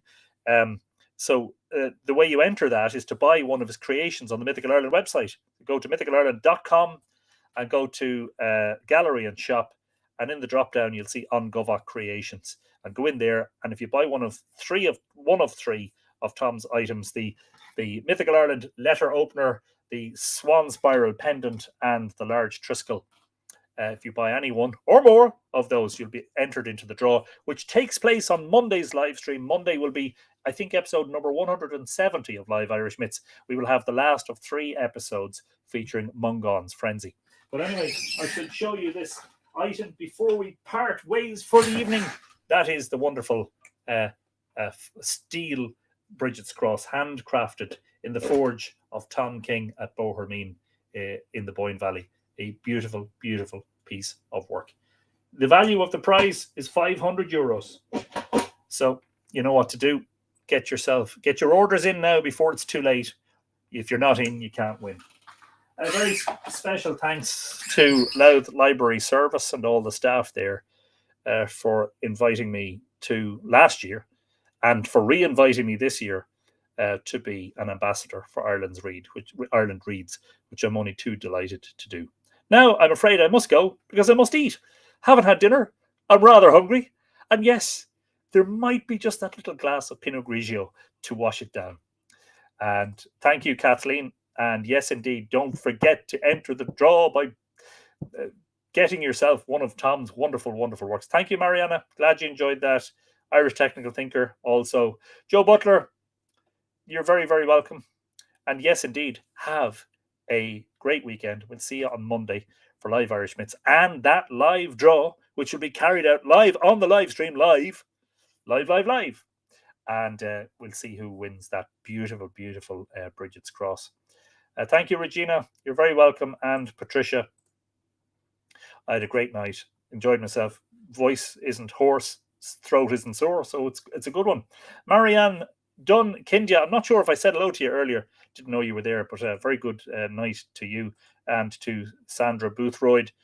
A very good night to you, and to Karen Faye O'Loughlin. All of you have been wonderful guests tonight. Tarini, you're very, very welcome. And as I say, we'll see you on Monday. Have a fabulous weekend. In the meantime, Kulasov, pardon me. Oh, gee, Mackers, there's the hunger coming through now. Ikawa, Kulasov, Slonga Foal, and the most important thing is Toga Bugay. Don't forget, you can still squeeze in a read for Ireland Reads, which is today, 25th of February. All the very best. See you Monday. Have a great week.